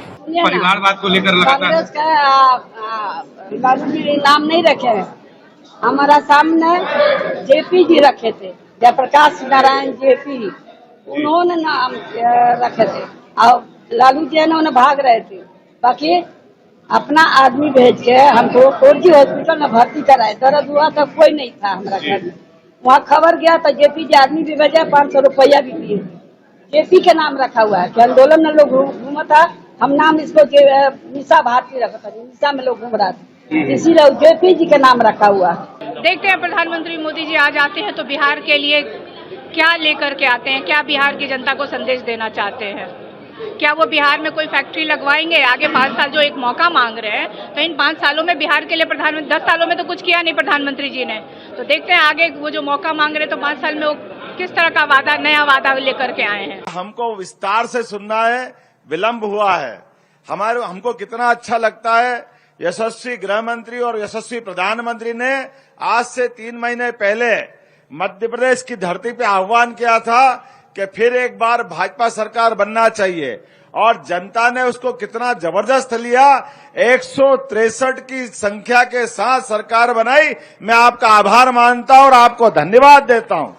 देखिए, पहली बात तो ये कि चुनाव में मैं देख रहा हूँ इस समय उत्साह इस बार कम दिख रहा है, और अभी हम मध्य प्रदेश का भी दौरा हमने किया, और दिल्ली में भी देख रहे हैं वो उत्साह नहीं जो पहले पिछले चुनाव में हुआ करता था। अभी क्या कारण है, तो इसका विश्लेषण किया जाएगा।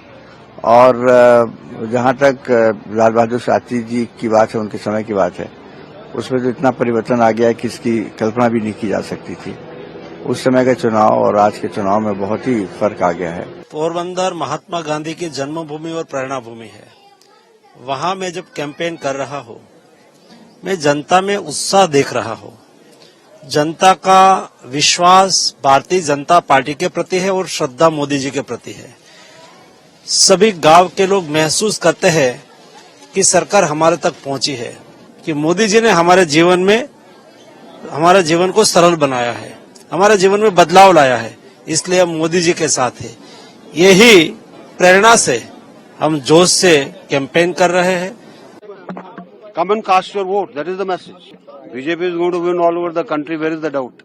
लक्ष्य दिया हुआ है मोदी जी ने. I'm sure that लक्ष्य will be completed. I'm not contesting. There is a difference between fielded and not contesting. मतदाताओं से मैं विनम्र अपील करता हूं कि सुबह 7 बजे से ही पोलिंग प्रारंभ है। वोट जरूर करें। दुनिया की सबसे अच्छी व्यवस्था लोकतंत्र है, और लोकतंत्र की मजबूती के लिए आपको वोट जरूर करना चाहिए। जिस दिन 100% मतदान होगा उस दिन की प्रतीक्षा करनी चाहिए। लोकतंत्र के इस महापर्व का मैं समझता हूं प्रधानमंत्री तीसरी बार चुनने का देश की जनता, प्रदेश की जनता मन बना चुकी है। जो उत्साह और जो जोश देश के लोगों में है कि तीसरी बार वो अपने यशस्वी नेता नरेंद्र मोदी जी को मान चुके हैं, एक अभिभावक के रूप में, एक संरक्षक के रूप में, एक मेंटर के रूप में, एक राजनेता के रूप में, एक प्रधानमंत्री के रूप में। और मैं समझता हूं उनके विश्वास के प्रति, मोदी जी के जो हमारे कार्य किए हैं उन्होंने गरीब कल्याण के, उनको सम्मान देते हुए और साथ में हमारे मुख्यमंत्री योगी आदित्यनाथ जी के सुशासन को देखते हुए आज ऐसा इतिहास लिखा जाने वाला है इस बार कि जो आने वाली पीढ़ियों के लिए, आने वाले भविष्य के लिए हमारे मार्ग प्रशस्त करेगा।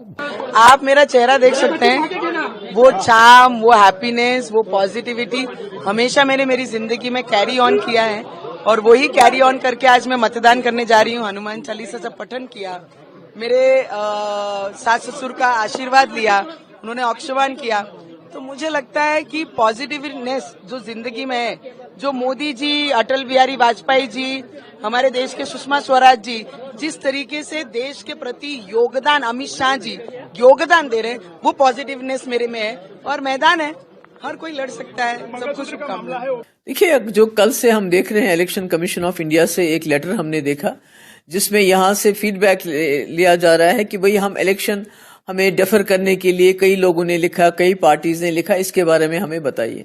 तो मैं इलेक्शन कमीशन से जानना चाहती हूँ कि जिस वक्त आपने यहाँ इलेक्शन करने का फैसला किया तो मुगल रोड तो अभी 8 अप्रैल से खुल चुका है, तो उसमें क्या दिक्कत है? और आपको तो एक इलेक्शन कमीशन ऑफ इंडिया तो रिमोटेस्ट एरियाज में इलेक्शन करवाते हैं और आज तक लॉजिस्टिक की वजह से कभी भी इलेक्शन डेफर नहीं हुआ है। जनता का शुक्रिया अदा करूंगी, जैसे चुनाव में सपोर्ट मुझे पूरे हर बिरादरी का अब तक मिलता आया और ऐसी सपोर्ट 100% हमारा चुनाव प्रतिशत जा रहा है।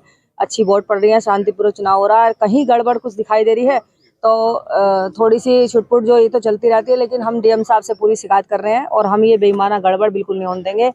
बिल्कुल निष्पक्ष चुनाव चलना चाहिए। वोट का अधिकार सबको है, वोट अपने हक से कहीं भी कोई कैसे डाल सकता है, लेकिन कोई जबरदस्ती कोई से वोट नहीं डलवा सकता। लोकसभा के तस्वीर और किसकी बदलेगी तकदीर, जी हां, और वोटिंग जारी है जहां पर 13 राज्यों की 88 लोकसभा सीटों पर ये वोटिंग जारी है। तमाम दिग्गजों ने भी वोट डाला और तमाम दिग्गजों की किस्मत भी ईवीएम में कैद हो गई।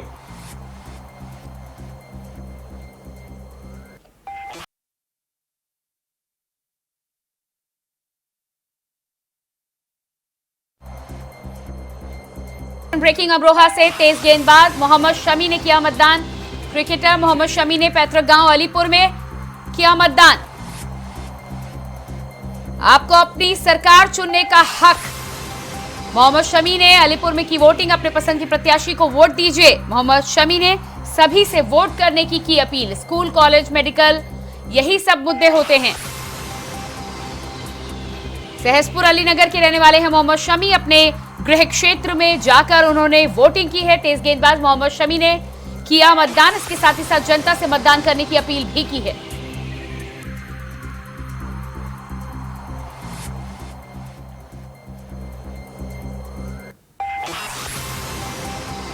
के बारे में एक ही चीज बोलना चाहूंगा, अगर आपका वोट है और आपका मतदान आपका करने का हक है, आपको आपकी पसंद की सरकार चुनने का हक है, तो प्लीज एक ही चीज बोलना चाहूंगा कि आप अपना वोट डालें, अपने पसंदीदा उम्मीदवार को वोट दें और अपनी सरकार बनाएं। यार मुद्दे हमेशा सही नहीं है, सबके हित में होते हैं हमेशा कि आप एक अच्छे कॉलेज बनवाएं, आप अच्छे हॉस्पिटल बनवाएं, फैसिलिटीज स्पोर्ट्स की होनी चाहिए, प्रोग्रेस होनी चाहिए, यही सब मुद्दे होते हैं और तो कुछ नया मुद्दा है नहीं यहाँ पे। देखिए ये मेरे लिए गर्व की बात है कि अगर पीएम आपके लिए कुछ 2 वर्ड बोलते हैं, वो मेरे उसके लिए मैं बहुत ज़्यादा शुक्रगुजार हूँ। उन्होंने मेरा नाम लिया है और मेरे घर में आके भी लिया उन्होंने, तो इसके लिए बहुत बहुत थैंक्स। और जहाँ तक वोट की बात है, ये आपका अधिकार है, आप किसी को बताने के हकदार नहीं है, कि आपको पूछने के हकदार नहीं है किसको वोट दें।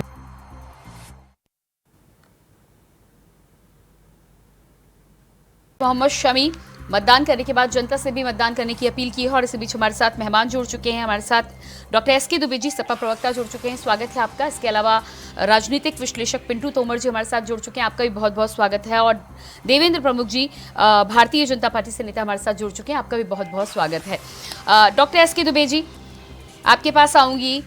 मत प्रतिशत को लेकर बार बार चिंता व्यक्त की जा रही है और उम्मीद की जा रही है कि मत प्रतिशत में बढ़ोतरी हो, लेकिन दूसरा चरण सामने आ गया। पहले तो यही माना जा रहा था कि शायद पहले चरण में वोटिंग कम हुई है, लेकिन धीरे धीरे जनता की उदासीनता दूर होगी। लेकिन क्या लग रहा है आपको, तस्वीर बदलेगी? नहीं, देखिए, मैंने लास्ट टाइम भी जब फर्स्ट फेज का इलेक्शन था और जिस दिन वोटिंग चल रहा था, जब मैं चैनल पे बैठा था, तो मैंने इस चैनल पे ये बात बोला था कि 60% के आसपास मतदान होगा। बाद में फिर वही बात दोहरा रहा हूँ कि 60 के आसपास ही मतदान सेकंड फेज में भी जाएगा। आप समझते नहीं है ये सरकारें क्या इनके प्लान चलता है। लोगों को इतनी गर्मी में बाहर आना पड़ता है। आप विचार करिए, ठीक है मतदान मेरा विचार है, मतदान सबको करना चाहिए, एक दिन में कुछ नहीं होता, ये कहने की बातें होती हैं, लेकिन आदमी को लाइनों में खड़ा होना पड़ता है, तो निश्चित तौर पर उसका बहुत बड़ा इफेक्ट पड़ता है। ये सेंट्रल सरकार को ये सोचना चाहिए कि मतदान ऐसे समय पर कराया जाए मौसम जो उनके अनुकूल हो। प्रतिकूल मौसम में निश्चित नहीं, ठीक है एसके दुबे जी, इस पर चर्चा होनी चाहिए, लेकिन एक बात बताइए, राजस्थान में उत्तर प्रदेश और बिहार से कम गर्मी तो नहीं होती ना? देखिए राजस्थान, आप ओवरऑल देखिए, अगर आप पिछला रिकॉर्ड देखिए उससे 5% मतदान कम हुआ था और फिर अभी भी मतदान कम होगा। आप ये नहीं है, ओवरऑल भी अगर बात करें तो मतदान कमी है और मतदान कमी होने के कई कारण है। कोई एक तो उसमें मेजर कारण है कि ये उसका एक कारण है। दूसरा है कि लोग जो हैं वो खेती में भी लगे हुए हैं, गेहूं की कटाई चल रही है, और भी कई चीजें हैं, मशीनें खराब पड़ी हैं, तो लोग ये सोचने लगते हैं कि अरे वहाँ तो मशीन खराब है कौन जाएगा। तो ये बहुत से कारण है, तो इन सारी चीजों को ध्यान देने की आवश्यकता है। निश्चित तौर पर मतदान हो, समाजवादी पार्टी हमारे सभी मतदाता भाइयों बहनों से अनुरोध करती है कि आप लोग निकले, खुले आम मतदान करें। मतदान 100% होना चाहिए। आप ठीक है एसके दुबे जी, आप कह रहे हैं तो मान लेते हैं, कहीं ऐसा तो नहीं कि आपने कोशिश तो की लेकिन सरकार की नाराजगी की जो बात आप कर रहे हैं उस नाराजगी को आप वोट में कैश नहीं कर पाए? नहीं, हमारा वोट फर्स्ट फेज में भी था, हमारा वोट सेकंड फेज में भी है। अच्छा। आप ये देख लेना कि सेकंड फेज में भी हम जीत रहे हो, फर्स्ट फेज में तो हम जीत चुके हैं। देवेंद्र प्रमुख जी, देखिए सबसे पहले तो मैं इस लोकतंत्र के महापर्व की बधाई देते हुए सभी लोगों से अपील करना चाहूंगा कि अपने मत का जरूर वो प्रयोग करें और बहुत कम समय अब जो है चुनाव में बचा है। जो हमारे साथी अब तक अपना मत प्रयोग ना कर सके हो किसी कारणवश से, वो जाएं तुरंत पोलिंग बूथ पर, पोलिंग स्टेशन पर अपना पहले मत वो डालें। जी देवेंद्र जी, अपील आप भी कर रहे हैं, अपील हम सब भी कर रहे हैं, लगातार कोशिशें भी की जा रही हैं, लेकिन विपक्ष का कहना है कि ये जो वोट प्रतिशत में कमी है ये सरकार की नाराजगी की वजह से है। देखिए प्रियंका जी, एक चीज और क्लियर करूंगा मैं कि विपक्ष का काम है, सरकार हमारी है, सत्ता हमारी है कि वो कुछ ना कुछ तो कमियां ढूंढेंगे और विपक्ष के लोगों का यही काम होता बैठता है विपक्ष में। सबसे पहले तो मैं ये कहना चाहूंगा कि फर्स्ट फेज का जो मतदान था हमारा, उसमें जिस तरह से जनता ने हमें अपना आशीर्वाद और प्यार दिया, ये ओवरऑल सारे मतदान की बात करें तो संतोषजनक था। कुछ जगह लेकिन देवेंद्र जी, ये बात तो आप भी मानेंगे कि जितनी भीड़ पीएम मोदी की रैली में बीजेपी कार्यकर्ता जुटा देते हैं, उतनी भीड़ एक तरह से पोलिंग बूथ पर नजर नहीं आई। नहीं, ये अच्छा क्वेश्चन है। मैं एक चीज और क्लियर करूंगा कि जो भीड़ हमारी माननीय प्रधानमंत्री या बड़े नेताओं की रैलियों में जाती है वो मतदान जरूर करती है। ये विपक्ष का फेलियर है। सरकार के अगेंस्ट जाकर ही जब वो बड़ी संख्या में मत डालते हैं सरकार बदलने को, तो उसको ज्यादातर प्रभाव मानते हैं कि वो मत जो है ज्यादा संख्या में चला जाता है। लेकिन सरकार के लोग संतुष्ट हैं, जिन्होंने मतदान किया है, जो भीड़ है, जो हिस्सा है, जो सक्रिय है, जो काम कर रहे हैं, वो रैलियों में भी जा रहे हैं और मतदान पोलिंग में जाकर अपना जो है क्या कहेंगे इस पर आप? नहीं, रिकॉर्ड तो ये कहता है कि जब ज्यादा मतदान होता है, बम्पर मतदान में सरकार रिपीट होती है, 6 में से 10 में से 6 बार ऐसा हुआ, 4 बार ऐसा नहीं हुआ। लेकिन जब मतदान कम होता है तब ऐसा देखा गया है कि इसका उल्टा हुआ कि जो सत्तारूढ़ सरकार है वो चली जाती है और विपक्ष सत्ता में आता है। ये मैं नहीं कहता हूँ, ये स्ट्रेटेजी जो अच्छा, पिंटू तोमर जी भी हमारे साथ है। ठीक है, अगर आप अपनी बात रख रहे हैं तो मैं आपकी बात पर यहाँ पर पिंटू जी से भी राय ले लेती हूँ। पिंटू जी, क्या कहना है आपका? जो इतिहास है वो जो हमारे कांग्रेस के साथी बैठे हैं ना, शायद समाजवादी पार्टी से डॉक्टर एसके दुबे जी जी माफ कीजिएगा, समाजवादी पार्टी से जो हमारे साथी बैठे हैं, शायद इसको कुछ कंफ्यूजन है। 1951 में जब पहली बार वोटिंग हुई थी और अब तक जितनी भी वोटिंग हुई है, हमेशा जब सरकार बदली गई है तब बम्पर वोटिंग हुई है। कभी भी 6 से 7 फीसदी का कम या ज्यादा होने से सरकार पे फर्क नहीं पड़ा। इसका सबसे बड़ा उदाहरण मैं आपको दे देता हूँ। पहला उदाहरण है, जब इमरजेंसी के बाद चुनाव हुए थे तो बम्पर वोटिंग हुई थी और इंदिरा गांधी की सरकार गई थी। 2014 में भी बम्पर वोटिंग हुई थी और भारतीय जनता पार्टी सरकार आई थी। ये डाटा है, गूगल पे भी अवेलेबल है। अगर हमारे समाजवादी पार्टी के साथी चाहें तो जाके इलेक्शन कमीशन की जो वेबसाइट है उस पर भी देख सकते हैं। दूसरी बात आती है वोटिंग प्रतिशत। दूसरे जो चरण के चुनाव है उसके पहले चरण में 65.5% मतदान हुआ। दूसरे चरण में जो 3 महत्वपूर्ण सीट है उनमें अगर हम गौतम बुद्ध नगर, गाजियाबाद और मेरठ को देखते हैं तो गाजियाबाद और गौतम बुद्ध नगर में 60% से ऊपर मतदान तो 14 में हुआ है ना 19 में हुआ। हाँ, मेरठ में जरूर 61% मतदान हुआ था, लेकिन इस बार उम्मीद जताई जा रही है कि 60% मतदान जो है वो आराम से हो जाएगा। उसके पीछे कारण क्या है कि 2014 पहले चरण का जो मतदान हुआ है उसमें जो कम वोटिंग हुई है उसको लेकर इलेक्शन कमीशन, प्रशासन और राजनीतिक दल के नेता और कार्यकर्ताओं ने संभवतः सबक लिया है और उन्होंने ज्यादा मेहनत की है। ठीक है, जनता को आप केवल बता सकते हैं, समझा सकते हैं, कितना भी हम समझा लें, कितना भी उनको डरा लें। अगर किसी को बाइक पे चलते हुए हेलमेट नहीं पहनना है वो नहीं पहनेगा। अगर किसी को रेड लाइट क्रॉस करनी है तो वो क्रॉस करेगा। जनता को भी यहाँ कम से कम जागरूक होना पड़ेगा। अभी भी तो समय बचा हुआ है, करीब 1.5 घंटे का समय बचा हुआ है। जनता को निकलना चाहिए, हम सब यही अपील करेंगे और वो उसको वोट करना जी। पिंटू जी, यहाँ पर एक चीज और ऐड करना चाहूंगी। जब अलग अलग राज्यों की हम बात कर रहे हैं, आज 13 राज्यों पर मतदान हो रहे हैं और त्रिपुरा की सीट की बात कर लें, इसके अलावा पश्चिम बंगाल की सीट की बात कर लें, ये तमाम ऐसी सीटें हैं जहां पर वोटिंग प्रतिशत बढ़ा हुआ नजर आता है। लेकिन उत्तर प्रदेश, बिहार और महाराष्ट्र में भी आज कम देखने को मिला है। खासतौर से उत्तर प्रदेश और बिहार की बात की जाए तो राजनीतिक लिहाज से बेहद अहम स्टेट हैं दोनों, और माना जाता है कि इनसे निकलकर कभी प्रधानमंत्री बनते हैं, दिल्ली का रास्ता यहीं से निकलता है। बातचीत तो खूब होती है राजनीतिक गलियारों में, लेकिन वो बातचीत पोलिंग बूथ तक क्यों नहीं पहुंच पाती? जी देखिए, बिल्कुल मैं आपकी बात से इत्तेफाक रखता हूँ। अक्सर ये कहा जाता है कि दिल्ली का रास्ता उत्तर प्रदेश से होकर गुजरता है। उसके पीछे कारण यह है कि कुल जो बहुमत की सीटें चाहिए उसमें से 30% सीट तो उत्तर प्रदेश के अंदर ही है। तो इस बात से डिनाई नहीं किया जा सकता कि उत्तर प्रदेश से दिल्ली का रास्ता जाता है। लेकिन जो समाजवादी पार्टी के हमारे मुख्य बैठे हैं, मैं उनकी 2 बातों से पूर्ण रूप से सहमत हूँ। एक तो गर्मी इस मामले में खलनायक बन रही है, टेम्परेचर 40 डिग्री है।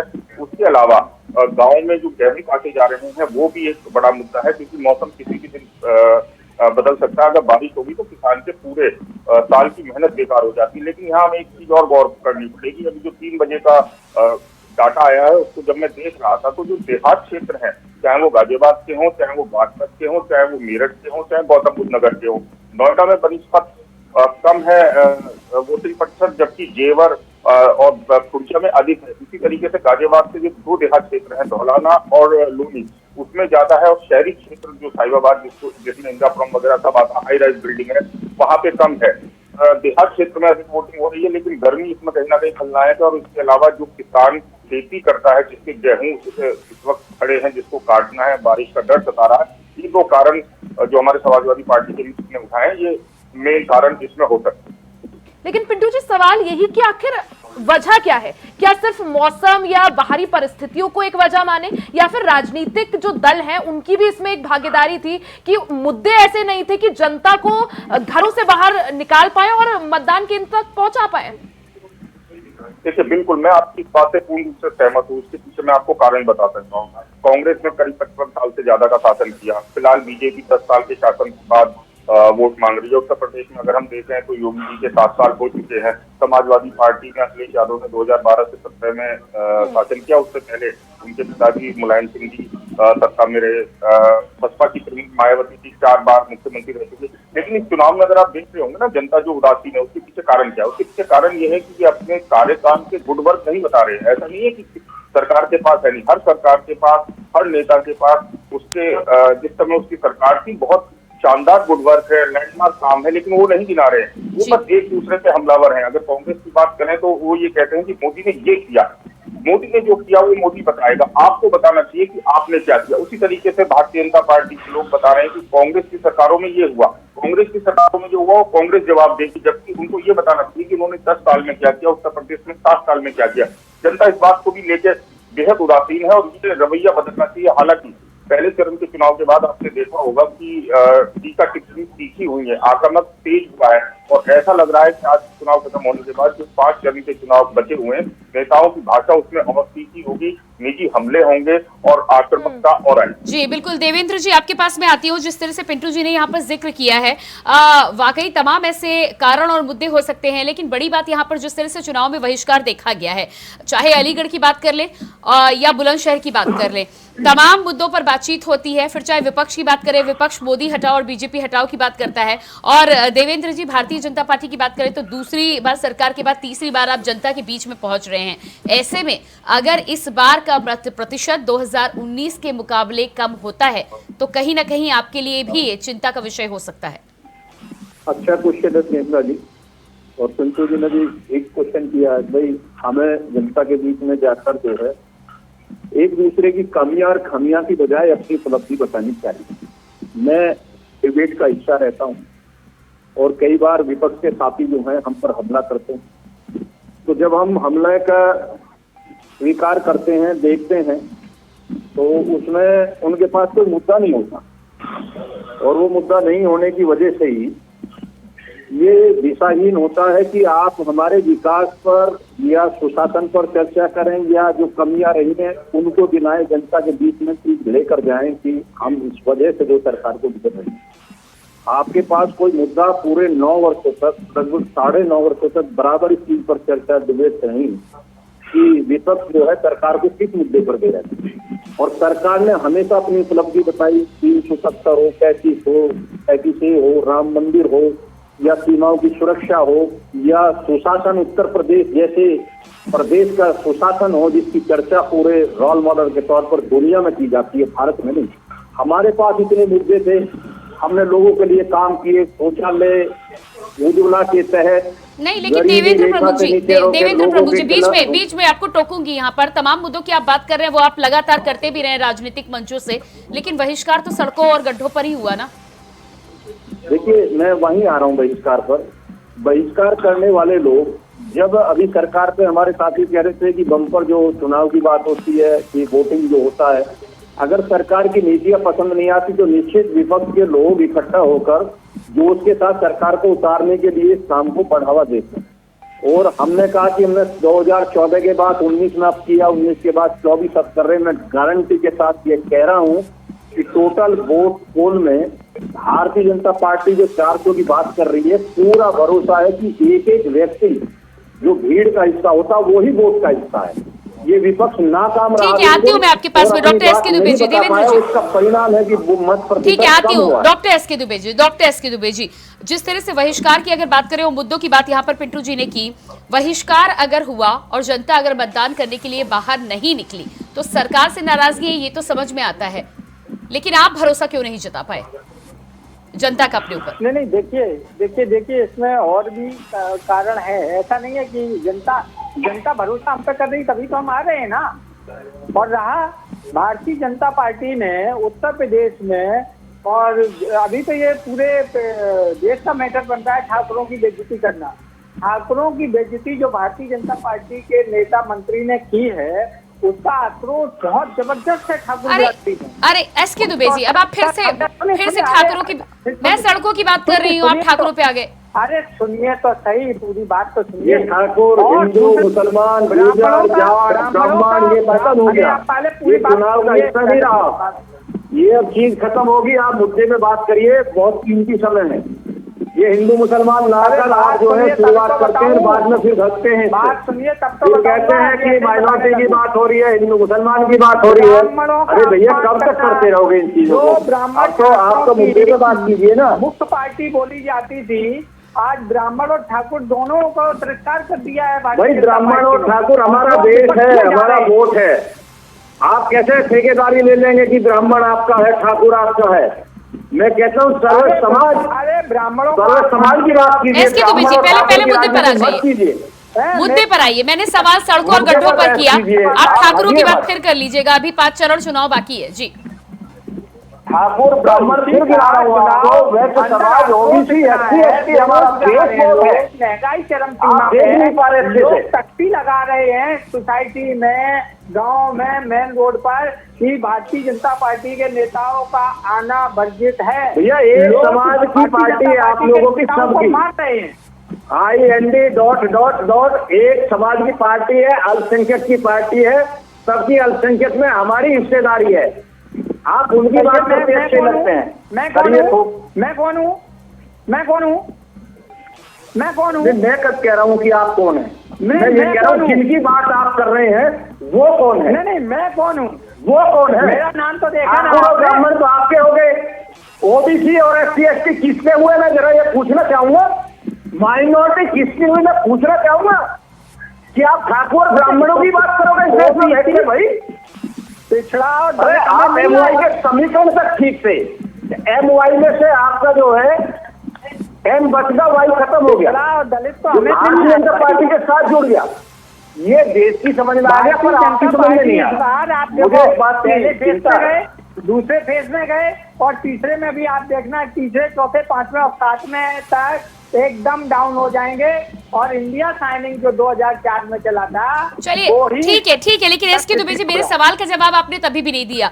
वोट प्रतिशत की जब बात करते हैं तब आप कह रहे हैं कि सरकार से जनता खुश नहीं है, इसलिए वोट करने के लिए बाहर नहीं निकल रही है। मैं आपसे सवाल जब जनता के मुद्दों पर करती हूँ, दो जगह से जनता ने इस बात को लेकर बहिष्कार किया और पिछले चुनाव में भी सड़कों को लेकर, गड्ढों को लेकर, बेसिक मुद्दों को लेकर बहिष्कार किया गया। उसके बाद भी आप ये मुद्दे छोड़कर वापस ठाकुर ब्राह्मण पर आ जाते हैं और फिर आप कहते हैं कि हमारे वोटर तो निकल रहे हैं। बताइए, आपने कर ली ईमानदारी से जनता के मुद्दों की बात?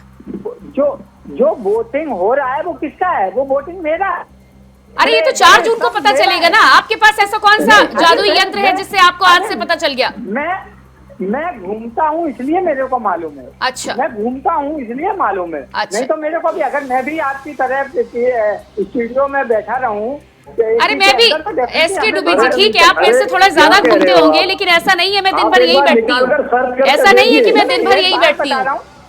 आपके निवासी डिस्ट्रिक्ट बागपत से हूँ। एक बार अच्छा, आपके कंफ्यूजन को मैं दूर कर देती हूँ, आपके कंफ्यूजन को मैं दूर कर देती हूँ, दूर कर देती हूँ। हमारे साथ पिंटू तोमर जी भी हैं और प्रवीण कुमार जी गाजियाबाद से बने हुए हैं। प्रवीण जी सुन पा रहे हैं आप मुझे? आती हूँ आपके पास में। पिंटू तोमर जी क्या कह रहे हैं? आपका SK दुबे जी का कहना है कि अभी तक जो तमाम वोट पड़ रहे हैं वो समाजवादी खाते और इंडी गठबंधन खाते के पड़ रहे हैं, भारतीय जनता पार्टी से तो जनता नाराज है। देखिए, सबसे पहले तो आप एक चीज समझ लीजिए कि किसी भी जाति, धर्म या वर्ग का 100% वोट किसी को नहीं मिलता, चाहे बेशक उसकी बिरादरी का उम्मीदवार चुना खड़ा हो। दूसरी बात, अगर ये नाराजगी होती, मैं सिर्फ उसी बात को कहूंगा, अगर किसी के प्रति नाराजगी होती है तो वो बदलने के लिए वोट करता है। यहाँ 2 चीजें आती हैं। सत्ताधारी पार्टी के जो लोग हैं वो ये कहते हैं कि विपक्ष को ये पता है कि हम 400 सीट जीत रहे हैं, इसलिए वो इंटरेस्टेड नहीं है वोट करने के लिए, वो वोट करने नहीं आ रहा है। वहीं विपक्षी ये कह रहे हैं कम मतदान को लेकर कि भारतीय जनता पार्टी जिस तरीके से कह रही है कि 400 सीटें जीत जाएंगे, उसके जो मतदाता है वो ये नहीं समझ पा रहे हैं कि वो 400 सीट किसलिए जीतेंगे। इस वजह से हमारा जो मतदाता है इंडिया गठबंधन का, वो मतदान करने आ रहा है। लेकिन जो आंकड़े हैं वो तो 4 जून को ही पता चलेंगे। फिलहाल मतदान प्रतिशत जितना कम हुआ है, 6 से 7% प्रथम चरण में सबसे ज्यादा हुआ है किसी लोकसभा सीट पे, उससे कोई सीट बदलती हुई या परिणाम में बहुत ज्यादा चमका देने वाला ऐसा फिलहाल तक तो नजर नहीं आ रहा। जी देवेंद्र जी, देखिए, मैं एक चीज और क्लियर करूंगा प्रियंका जी। मैं बड़े विश्वास के साथ आपको ये बात कह रहा हूँ। ये दूसरे टाइप का हम चुनाव जो है सामना कर रहे हैं और उस पर बोल भी रहे हैं। हमारे साथी ने बड़ा अच्छा लगा कि वो कह रहे हैं कि मैं पब्लिक में रहता हूँ, मैं बहुत घूमता हूँ, लेकिन मैं नहीं कह रहा, मैं कह रहा हूँ हम। और हम का हिस्सा मैं, अगर आप मेरी ID सर्च कर लेंगे एक बार, FB से लेकर चाहे कोई सी भी जितनी होती है सोशल ID, तो मैं 18 घंटे आपको 4 से 3 डिबेट, और जो मेरा प्रत्याशी है मेरे डिस्ट्रिक्ट का डॉक्टर राजकुमार सांगवान बागपत से, आप उपस्थिति दर्ज कराइए कि मैं चैलेंज करता हूं अपने साथी को, अगर मेरी जितने वो अपने प्रत्याशी या किसी पार्टी में काम दिखा दे तो मैं डिबेट छोड़ दूंगा। ये छोड़िए कि हम एसी वाले लोग हैं, हम जमीन पर काम करते हैं, इलेक्टेड लोग हैं। बस ये समय में हम जनता से एक माध्यम है हमारा, मीडिया के माध्यम से अपनी बात रखने का, वहाँ चूकते नहीं है। ये एक्स्ट्रा मेहनत है हमारी और हम काम जमीन पर करते हैं। उसका परिणाम है कि आज भारतीय जनता पार्टी 400 पार की बात कर रही है। एक एक कार्यकर्ता बिगड़ किसी निर्देश के अपने कर्तव्य को समझता है। जैसे अच्छा स्टूडेंट अच्छे जवाब दीजिएगा, पढ़ाई के बल पर आगे बढ़ता है, ऐसा ही एक संगठन है भारतीय जनता पार्टी का जो बूथ से लेकर और पन्ना ठीक है देवेंद्र जी, आती हूँ आपके पास। डॉक्टर एस के दुबे जी, तो फिर कर्नाटका में क्यों हार गए थे, छत्तीसगढ़ में क्यों हार गए थे जब पहले? अरे राइट साहब, ये क्यों नहीं कहते ये भाई, ये सब चीजें आप मध्य प्रदेश क्यों जीत गए, ये क्यों नहीं बताते आप? अरे 5 राज्य एक साथ जीते, ये क्यों नहीं बताते आप? छत्तीसगढ़ कैसे छीन लिया जहाँ सारे सर्वे फेल हुए, ये क्यों नहीं बताते आप? अरे कब तक रोते रहोगे आप? जो है ताजा बात करिए, जो चीज खत्म होगी उस पर चर्चा कम करिए। मैं फिर आपको कहता हूँ कि सुधार की जरूरत है, सुधार कीजिए। चलिए मैं आप दोनों के पास में आती हूँ। देवेंद्र कुमार जी, डॉक्टर एस के दुबे जी आपके पास आती हूँ। हमारे साथ मेरठ से संवाददाता सादिक खान जुड़ चुके हैं। सादिक, मेरठ की अगर बात की जाए तो इस समय जो स्थिति है, यानी कि 5 बजने वाला है, अब तक क्या स्थिति देखने को मिल रही है? और इसके अलावा कांटे की टक्कर की बातचीत की जा रही थी, बेसिक मुद्दों की बातचीत की जा रही थी, अब तक जनता के मन में क्या दिखाई दिया? जी बिल्कुल प्रियंका, जिस तरह से सुबह से जब मतदान शुरू हुआ था तो बीच में नजर आया था कि गर्मी बहुत ज्यादा थी, मतदाता बूथ पर नहीं पहुंच पा रहे थे। लेकिन जैसे जैसे शाम होती गई तो मतदाताओं में उत्साह बढ़ता हुआ यहाँ नजर आया। तो 4 बजे तक जो मतदान प्रतिशत है मेरठ में 47% यहाँ पर मतदान हो चुका है। लेकिन अब से कुछ ही देर बाद 5 बजे का परसेंटेज जल्दी आने वाला है। साफ तौर पर यहाँ अगर आप बात की जाए टक्कर की, तो पूरी तरह से लगातार जितने नेता थे वो अपनी जीत का दावा करते हुए यहाँ नजर आ रहे थे। लेकिन जिस तरह से हमने जनता से बात की, उनके मन को टटोलने की कोशिश की, तो साफ तौर पर मेरठ में जो गठबंधन और भाजपा में कांटे की टक्कर मानी जा रही है। जितना जो अगर बात की जाए मुस्लिम बहुल्य क्षेत्र मेरठ में है, जिसको सबसे ज्यादा आबादी मेरठ दक्षिण क्षेत्र में है मुस्लिम समाज की, तो वहाँ सुबह से ही प्रियंका के शाम तक अभी तक भी लंबी लंबी लाइनों की कतार है। बड़े उत्साह के साथ वोटर यहाँ वोट डालते हुए नजर आ रहे हैं। लेकिन हमने जब सुबह 11 बजे भाजपा के राष्ट्रीय उपाध्यक्ष लक्ष्मीकांत वाजपेयी ने वोट डाला, उसी बूथ पर मात्र 6 मतदाता वहां नजर आए थे। बाद में भी बड़ी जो स्थिति थी वोटरों की वो बहुत बेहद कम थी, संख्या कम थी। लेकिन जैसे जैसे शाम होती गई तो मतदाताओं में एक अलग उत्साह देखने को मिला। जैसा आपने कहा कि अभी अगर 4 बजे तक की बात करें तो 45% जो है मतदान हुआ है। किस तरह से इस 45% को देखा जाए, क्योंकि मेरठ से बीजेपी ने नया प्रयोग करते हुए रामायण के राम अरुण गोविल को चुनावी मैदान में उतारा था और 22 जनवरी को राम मंदिर की प्राण प्रतिष्ठा भी की थी। तो कोशिश ये की गई कि ज्यादा से ज्यादा जो है राम भगवान के नाम पर वोट जो है मिल पाए। लेकिन ये जो आंकड़ा सामने आया है 45% का, इसको कैसे जोड़ के देखें?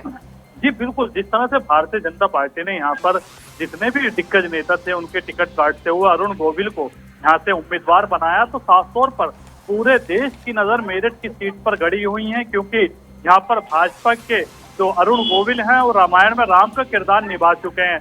लगातार भाजपा के जितने बड़े नेता हैं, खुद प्रधानमंत्री मुख्यमंत्री ने भी मंच से रामायण के राम को वोट डालने की अपील की थी। बिल्कुल तो सादिक, पीएम मोदी ने खुद एक तरह से उत्तर प्रदेश में चुनावी शंखनाद मेरठ से करा था। मैं आऊंगी आपके पास एक और पिंटू जी का रुख करेंगे। पिंटू जी, जिस तरह से 45% मतदान जो है मेरठ में हुआ है, रामायण के राम को अब की बार चुनावी मैदान में बीजेपी ने उतारा, क्या माना जाए इस 45% को? आप एक बार हमें समझाइए कि क्या राम मंदिर का जो मुद्दा बीजेपी ने बुनने की कोशिश की, उसका फायदा बीजेपी को मिलता हुआ इन आंकड़ों के जरिए दिख रहा है कुछ?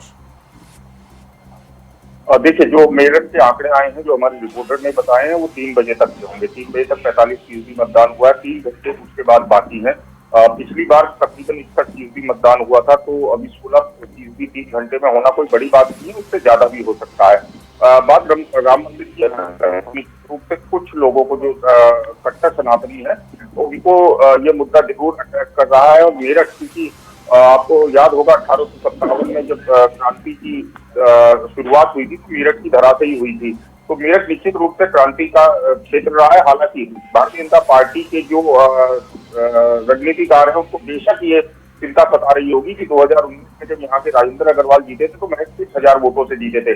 इस बार थोड़ी अलग है। AIMIM के उम्मीदवार नहीं है जो भारतीय जनता पार्टी के लिए मुश्किल का सबब हो सकते हैं। मायावती ने अपने ऐसे उम्मीदवार दिए हैं, खासतौर पर अगर हम मेरठ या गाजियाबाद की बात करें, जो भारतीय जनता पार्टी के वोटों को डैन दे रहे हैं। तो निश्चित रूप से जो भारतीय जनता पार्टी के रणनीतिकार है उनको दिक्कत हो रही होगी। मुख्यमंत्री योगी आदित्यनाथ ने खुद 5 बार रोड शो किया है, तो शायद उनके पास भी ये सारी रिपोर्ट पहुंच रही होंगी कि स्थिति क्या है।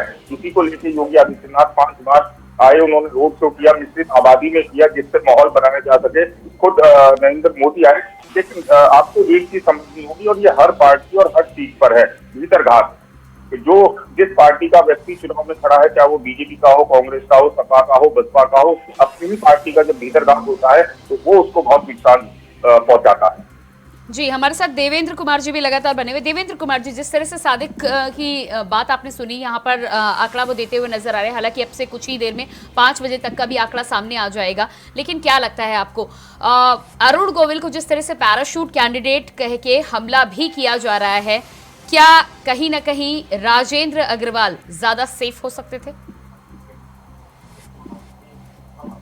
देवेंद्र जी, सुन पा रहे हैं आप मुझे? जी, मैं ये कहता हूँ जी, इनका जी पैराशूट के प्रत्याशी नहीं हो सकते अरुण गोविल। ऐसे प्रत्याशी को पैराशूट इसलिए नहीं कहा जा सकता। नहीं, ये मैं नहीं कह रही, ये विपक्ष कह रहा है। नहीं, विपक्ष का काम है। मैंने ये चीज पहले ही कही थी कि विपक्ष के पास कोई मुद्दा तो है नहीं कि वो सरकार को तख्त पर घेर सके। हमेशा विपक्ष ने यही मार खाई है कि मैं आपको वहीं लाता हूँ कि अपने पॉइंट पर लाकर ये चीज क्लियर करता हूँ कि हिंदू मुसलमान की बात करते हैं, माइनॉरिटी या जाति या धर्म, सब विपक्ष के द्वारा शुरू होता है। क्या सनातन पर हमला हो, चाहे राम मंदिर पर हमला हो, या मां रामचरित पर, ये सब विपक्ष का काम है। और फिर मुस्लिम की सुरक्षा के लिए खुलकर आते हैं। हम ना तो किसी मुसलमान का विरोध करते, न किसी धर्म का हम विरोध करते। एक चीज बताइए देवेंद्र जी, तो मंगलसूत्र और मछली वाले बयान किसने दिए? देखिए, मैं बयान की बात बताऊंगा। हमें बयान देने के लिए जब आना पड़ता है जब बिल्कुल अति हो जाती है, जब रामचरित मानस के लिए इस तरह की सपा के द्वारा मानसिकता के उसके जो है राष्ट्रीय महासचिव बार बार कांग्रेस के स्थानीय पुत्र और पुत्र गालियों का संबोधन करने लगे, तो हमारे कुछ नेताओं ने जवाब देने की कोशिश जरूर की थी, लेकिन बदतमीजी नहीं की। किसी मुस्लिम समाज के लिए या किसी धर्म के लिए या किसी कुरान के लिए कोई शब्द हमारी तरफ से नहीं हो रहा था। नहीं, लेकिन विपक्ष तो ये आरोप लगा रहा है ना कि भारतीय जनता पार्टी पहले चरण के मतदान के बाद ये भाप गई कि वोट नहीं पड़ रहे राम के नाम पर या बाकी मुद्दों पर, तो इसलिए मुद्दे ही बदल दिए प्रधानमंत्री नरेंद्र मोदी ने और मंगलसूत्र का एक नया मुद्दा और एक्सरे का नया मुद्दा उठा दिया। नहीं, नया मुद्दा नहीं है, बहुत पुराना मुद्दा है। पुराना है। संशोधन 2006 की बात है। मनमोहन सिंह जी ने कहा कि एक ही विशेष धर्म की बात की जिनका पहला अधिकार है। अरे ठीक है देवेंद्र कुमार जी, लेकिन फिर 11 बच्चे कहकर आप किसकी तरफ इशारा करना चाह रहे हैं? नहीं, हम इशारा नहीं करते, हम तो हमेशा जवाब देने का काम करते हैं। अच्छा, हम तो हमेशा कोशिश करते हैं प्रियंका जी कि जो क्वेश्चन है उसका जवाब नहीं, तो जवाब में कुछ भी जवाब देंगे क्या देवेंद्र जी? नहीं, माननीय प्रधानमंत्री जी ने कभी भी लाइन को आउट नहीं किया और बिल्कुल सच के साथ बोले हैं। अब ये तो आपका मानना है ना, एसके दुबे जी से मैं इस पर राय जानूंगी, लेकिन हमारे साथ गाजियाबाद से प्रवीण कुमार संवाददाता हमारे जुड़ चुके हैं। जी प्रवीण, ताजा हाल गाजियाबाद को लेकर क्या कुछ है, क्या चल रहा है गाजियाबाद में और कहां तक अभी वोटिंग पहुंची है, मतदाता क्या रुख दिखा रहे हैं?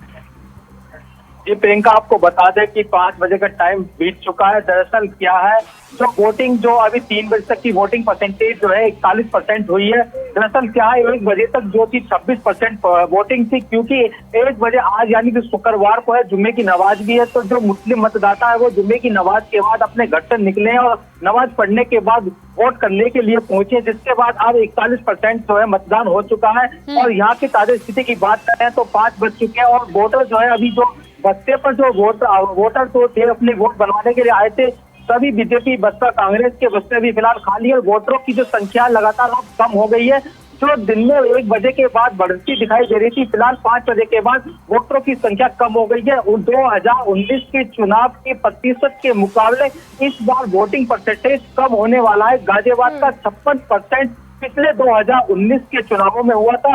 फिलहाल अभी तक जो नया अपडेट आया 41% जो है मतदान अभी गाजियाबाद की सीट पे हो चुका है। जी प्रियंका जी बिल्कुल, तो 41% आप कह रहे हैं और 2019 के मुकाबले मतदाताओं का रुझान कम भी दिखाई दे रहा है। डॉक्टर एसके दुबे जी, आपके पास मैं आऊंगी।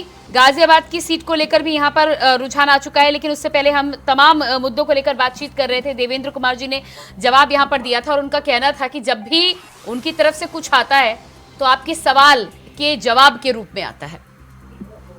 नहीं, अभी आप देखना कि ये चुनाव के ये आज की वोटिंग के बाद इनका फिर कोई दूसरा नया मुद्दा होगा और वो हिंदू मुस्लिम से ही रिलेटेड होगा। आप देखना अभी इनको क्या है कि अब ये डर गए और इतनी बुरी तरीके से डर गए, ये चाहते हैं एनी हाउ हम सरकार में आ जाएं, लेकिन जनता ने ये डिसाइड करके रखा है कि हम तुम्हें आने ही नहीं देंगे, तो जनता अपना काम करेगी। अब ये कहीं मंगलसूत्र पे आ जाए या कोई दूसरे मुद्दे पे आ जाए, कोई फर्क नहीं पड़ता है। चलिए मान लिया डॉक्टर एसके दुबे जी, मान लिया आपकी बात को कि नाराजगी भी है और मुद्दा बदलने की कोशिश भी कर रहे हैं। भारतीय जनता पार्टी को तो मान लिया, आप हमेशा आरोप लगाते हैं कि वो मुद्दे अपने हिसाब से तय करते हैं और बात करते हैं, लेकिन जनता के मुद्दे आप भी कहाँ उठा पाए? नहीं, हमने तो उठाए, हम तो सड़कों पे रहे, हमने रैलियां निकाली, हमने पद यात्राएं की, हमने साइकिल यात्राएं की, हमारे धरने प्रदर्शन हुए ब्लॉक लेवल पे और मंडल लेवल पे। तो ऐसा नहीं है हमें नहीं, आपका तो पूरा गठबंधन जो है उसका सबसे बड़ा लक्ष्य भारतीय जनता पार्टी और मोदी को हटाना था। कब आप विकास पर बात करते हुए नजर आए? कब आप बेरोजगारी का मुद्दा आपने कुछ बाद में जरूर उठाया, लेकिन बीच बीच में जातीय समीकरण भी आ गया, बीच बीच में तमाम मुद्दे आप भी लाने की कोशिश करते रहे, और उसके बाद फिर कभी राम मंदिर के दर्शन करने जाएंगे, कभी नहीं जाएंगे। तो अगर वो एक मुद्दे उठा रहे थे तो आप तो कम से कम अडिग रहते अपने मुद्दों पर। नहीं, तो हमारे मुद्दे तो वही है ना, बेरोजगारी हमारा मुद्दा है, महंगाई हमारा मुद्दा नहीं, 2022 में भी तो यही मुद्दे थे ना, जनता ने विश्वास तो नहीं करा बातों पर। उस समय इन लोगों ने बेईमानी कर ली। मैडम आपको भी मालूम है, सबको पूरे नहीं सर, बेईमानी कैसे कर ये मुद्दा उठाया नहीं और बेईमानी करके इन्होंने सरकार बना ली। अभी इनका एक फंडा है, आपने देखा कि जब से ये 2014 से आए हैं, कोई आज तक कोई सरकार इन्हें बर्खास्त नहीं की है, लेकिन कितनी सरकारें बदल गई हैं। इन्होंने सीधा कान ना पकड़ते हुए घुमा के ऐसे कान पकड़ लिया है कि सरकार तो गिरानी है, लेकिन 356 का जो उपयोग है वो ना करते हुए हम दूसरे रास्ते से सरकार गिराएंगे। अच्छा, पिंटू तोमर जी के पास में आती हूँ, क्योंकि आपका जो घोषणा पत्र निकल कर सामने आया था उसमें मुझे ये सब नजर नहीं आया। रोजगार की आपने जरूर बात की, किस तरह से देंगे, इस बात का जिक्र आपने यहाँ पर नहीं किया। पिंटू तोमर जी, क्या लगता है आपको, जनता से जुड़े मुद्दों की अगर बात करें ठीक है ना, तो आपको लगता है कि विपक्ष उठाने में कामयाब रह पाए? मैं इस बात को दावे से कह सकता हूँ कि 2017 के बाद से भारतीय जनता पार्टी की सरकार आती है, उत्तर प्रदेश में किसी भी दल ने रोड पे आके प्रदर्शन नहीं किया। वहीं 2017 से पहले अगर भारतीय जनता पार्टी के विरोध प्रदर्शन को देखें तो चाहे बसपा सरकार रही हो या सपा सरकार रही हो, बेहद आक्रामक तरीके से करते थे। लड़ाई लड़ते हैं विपक्ष वाले, लेकिन वो सिर्फ सोशल मीडिया पे, एक्स पे जाके पोस्ट कर देंगे, फेसबुक पे पोस्ट कर देंगे और सोचते हैं कि वहाँ हमारी जिम्मेदारी भी बढ़ गई। ये मानने में बिल्कुल कोई हिचक या दिक्कत नहीं है कि जितना बढ़िया विपक्ष भारतीय जनता पार्टी थी, अगर पेट्रोल पे 10 पैसे बढ़ते थे तो पूरे देश में प्रदर्शन करती थी। समाजवादी पार्टी की सरकार के दौरान उत्तर प्रदेश में अगर किसी महिला के साथ कोई गलत घटना हो जाती थी तो पूरे प्रदेश में प्रदर्शन करती थी, पुतले फूके जाते थे, रोड जाम कर दी जाती थी। लेकिन 2017 के बाद हमें इस तरह से कुछ भी देखने को नहीं मिला है। तो माना जा सकता है कि विपक्ष जनता को कहीं अपने आप में जोड़ने में कामयाब नहीं हुआ है। ऐसा नहीं है कि कोई सरकार 100% रामराज ला सकती है, लेकिन जो कमियां थी वो दिखानी चाहिए थी, जो दिखाने में विपक्ष बिल्कुल नाकाम साबित हुआ है। शायद इस वजह से अब भी जनता उससे जुड़ने में हिचक रही है। डॉक्टर एसके दुबे जी, अपना कमेंट दीजिएगा, फिर मैं प्रवीण कुमार के पास जाऊंगी। जी डॉक्टर एसके दुबे जी, मुझे सुन पा रहे हैं आप?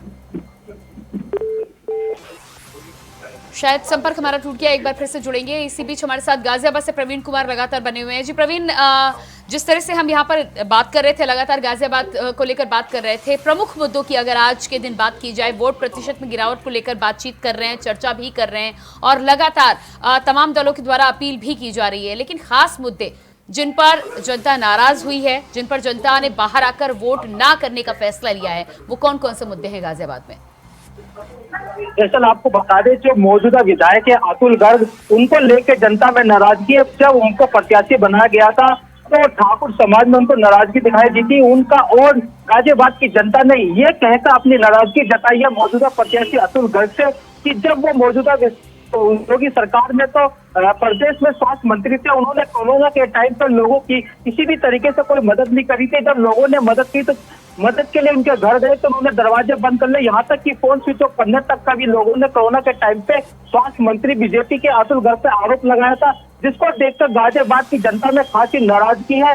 और आज इसी वजह से बीजेपी के प्रत्याशी खुद कहते दिखाई देते हैं जनता के बीच में, मैं मोदी और योगी के वोट मांग रहा हूँ, मेरी अपनी कोई पहचान नहीं है, मैं सिर्फ योगी भाजपा का एक सिपाही हूँ। कहीं ना कहीं बीजेपी के जो प्रत्याशी है अतुल गर्ग वो भी जानते हैं कि उनकी सीट को लेकर लगातार जिस तरीके से उनको प्रत्याशी बनाया है, जनता में उनके खिलाफ आक्रोश भी है। और आपने ये भी देखा कि जब धौलाना में वो प्रचार करने गए थे तो वहाँ ठाकुर समाज का उनके खिलाफ नाराजगी देखने को मिली थी, जिसके बाद वो बैरन पीछे वापस लौट कर चले गए थे। ऐसे ही एक साहिबाबाद में उनका प्रचार के दौरान उनको बैरन लौटना पड़ा था, जब जनता के बीच में साहिबाबाद के विधानसभा के प्रवीण, जिस तरह से अगर बात की जाए 41% आपने हमें मतदान प्रतिशत बताया, और गाजियाबाद की जब बात करते हैं तो एनसीआर से लगा, दिल्ली से लगा हुआ क्षेत्र है, एनसीआर में आता है, और यहाँ की जो जनता है, यहाँ के जो स्थानीय लोग हैं वो काफी ज्यादा एक्टिव माने जाते हैं। इतना कम फीसदी मतदान, इसको किस तरह से देखें? वजह जिस तरह से आप हमें बता रहे थे, लेकिन क्या मतदान का बहिष्कार करना या मतदान के लिए घर से बाहर ना निकलना क्या माना जाए? क्या जनता के पास बेहतर विकल्प नहीं? चलिए बीजेपी को नहीं चुना, लेकिन क्या जो विपक्षी जो दल है वो भी एक बेहतर दावेदारी पेश नहीं कर पाए? दरअसल यहाँ वोट परसेंटेज कम होने का कारण ये नहीं कि प्रत्याशी अपने अपने जो क्षेत्र में नहीं पहुंचे, दरअसल टेम्परेचर को लेकर भी इस बात को हम कह सकते हैं। और प्रत्याशी को जिस तरीके से गाजियाबाद के जो विधायक है अतुल गर्ग को, उनको जब टिकट दिया गया था, उनके सिर्फ यही कारण रहा कि लोगों ने यह विरोध करा कि हम किसी को वोट नहीं देंगे। तो ये एक वजह हो सकती है, लेकिन सरकार की तरफ से, प्रशासन की तरफ से सारे प्रयास करे गए थे कि लोग ज्यादा से ज्यादा तक वोट अपनी करें, लेकिन आज जिस तरीके से लोग कम रुचि दिखा रहे हैं तो कहीं ना कहीं गाजियाबाद के जो विकास के मुद्दे थे वो पूरे नहीं हो पाए, जिस वजह से आज जनता जो है घरों से वोट कम निकल। जी प्रवीण, आती हूँ आपके पास में। पिंटू तोमर जी, गाजियाबाद को लेकर जिस तरह से हम बात करें, गाजियाबाद में जनरल वीके सिंह जब थे और उनके नाम को लेकर चर्चा आ रही थी, तब इस बात को लेकर भी बहुत जोरों शोरों से सुर उठे थे कि उन्हें स्थानीय कैंडिडेट चाहिए। उसके बाद अतुल गर्ग भारतीय जनता पार्टी ने उनके सामने पेश किया, और जिसको लेकर प्रवीण जानकारी यहाँ पर दे रहे हैं कि उसको लेकर भी कार्यकर्ता खुश नहीं थे। यानी कि मुद्दा वही है, स्थानीय लोग इसलिए चाहते हैं ताकि स्थानीय समस्याओं को समझा जा सके, और कहीं ना कहीं वो जो समस्याएं स्थानीय हैं, पहुंच जो नेता के बीच में जनता की होती है वो आसान हो सके, लोग अपनी बातें लेकर पहुंचा सके। क्या लगता है आपको, जिस तरह की ये स्थिति बन रही है यहाँ पर, और राजनीति के प्रति जनता की जो उदासीनता है, उसको आप कैसे देखते हैं? जी देखिए, बिल्कुल प्रवीण का आकलन बहुत हद तक सही भी है। जिस तरीके से अतुल गर्ग को लेकर नाराजगी है, लेकिन एक चीज हमें देखनी होगी कि अतुल गर्ग 3 बार विधानसभा का चुनाव लड़ चुके हैं, जिसमें से 17 और 22 में वो जीते हैं। 17 में तो उत्तर प्रदेश सरकार में वो स्वास्थ्य मंत्री भी थे। उनके पिता गाजियाबाद के पहले मेयर थे, 2 बार उन्होंने लगातार कार्यकाल यहाँ पे रहा था उनका। वहीं अगर हम गठबंधन की बात करें तो सीट जो है कांग्रेस को गई थी, डॉली शर्मा को टिकट मिला था। डॉली शर्मा गाजियाबाद से लोकसभा मेयर का चुनाव लड़ चुकी है, यानी उनको भी एक्सपीरियंस है। हाँ, बसपा के उम्मीदवार नंदकिशोर कुंडू जो है मुजफ्फरनगर के रहने वाले हैं, पहला चुनाव उन्होंने लड़ा है।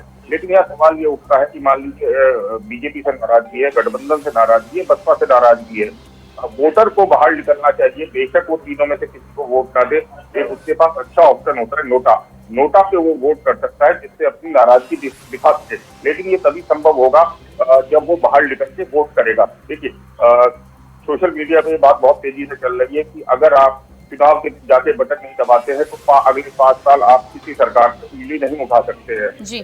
लोकतंत्र में इतनी खूबसूरती है कि आप नाराजगी बड़े आराम से जाहिर कर सकते हैं। नोटा एक ऑप्शन हो सकता है, लेकिन जनता को घर से निकलना चाहिए। जनता की ये जो उदासीनता है, निश्चित रूप से मुझे लगता है कि सभी पार्टी इस पे स्टडी करेंगे और ये जानने की कोशिश करेंगे कि आपकी ये नाराजगी है।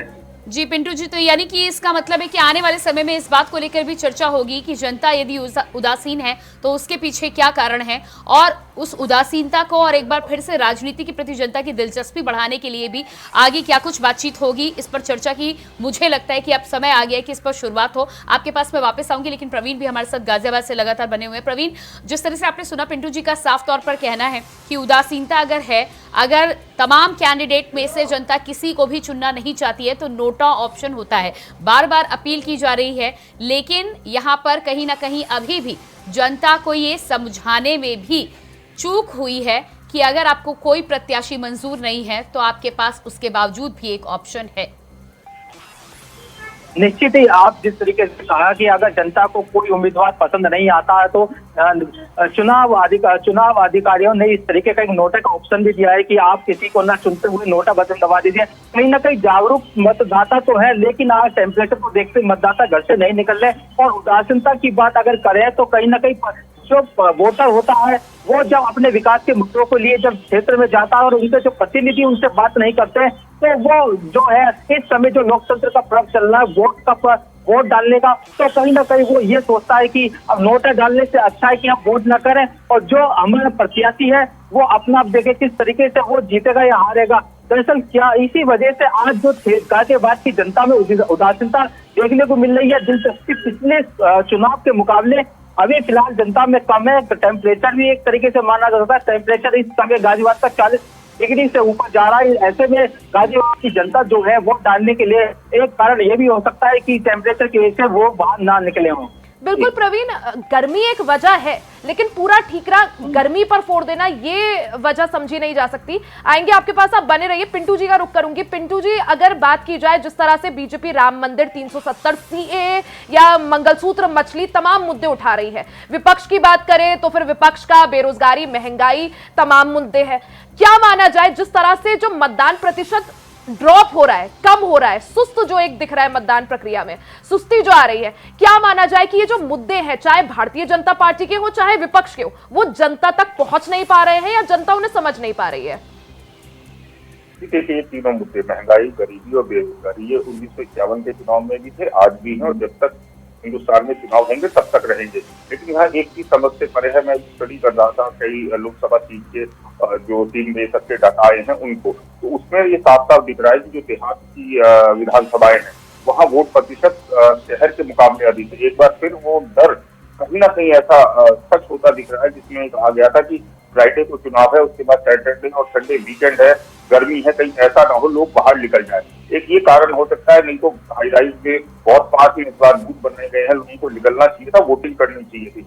बात आपकी मुझे प्रियंका बहुत हद तक सही लग रही है कि लोगों में उदासीनता कहीं इस रीति से दोनों है कि जो मूल मुद्दे हैं उससे ही राजनीतिक पार्टियां भटक गई हैं।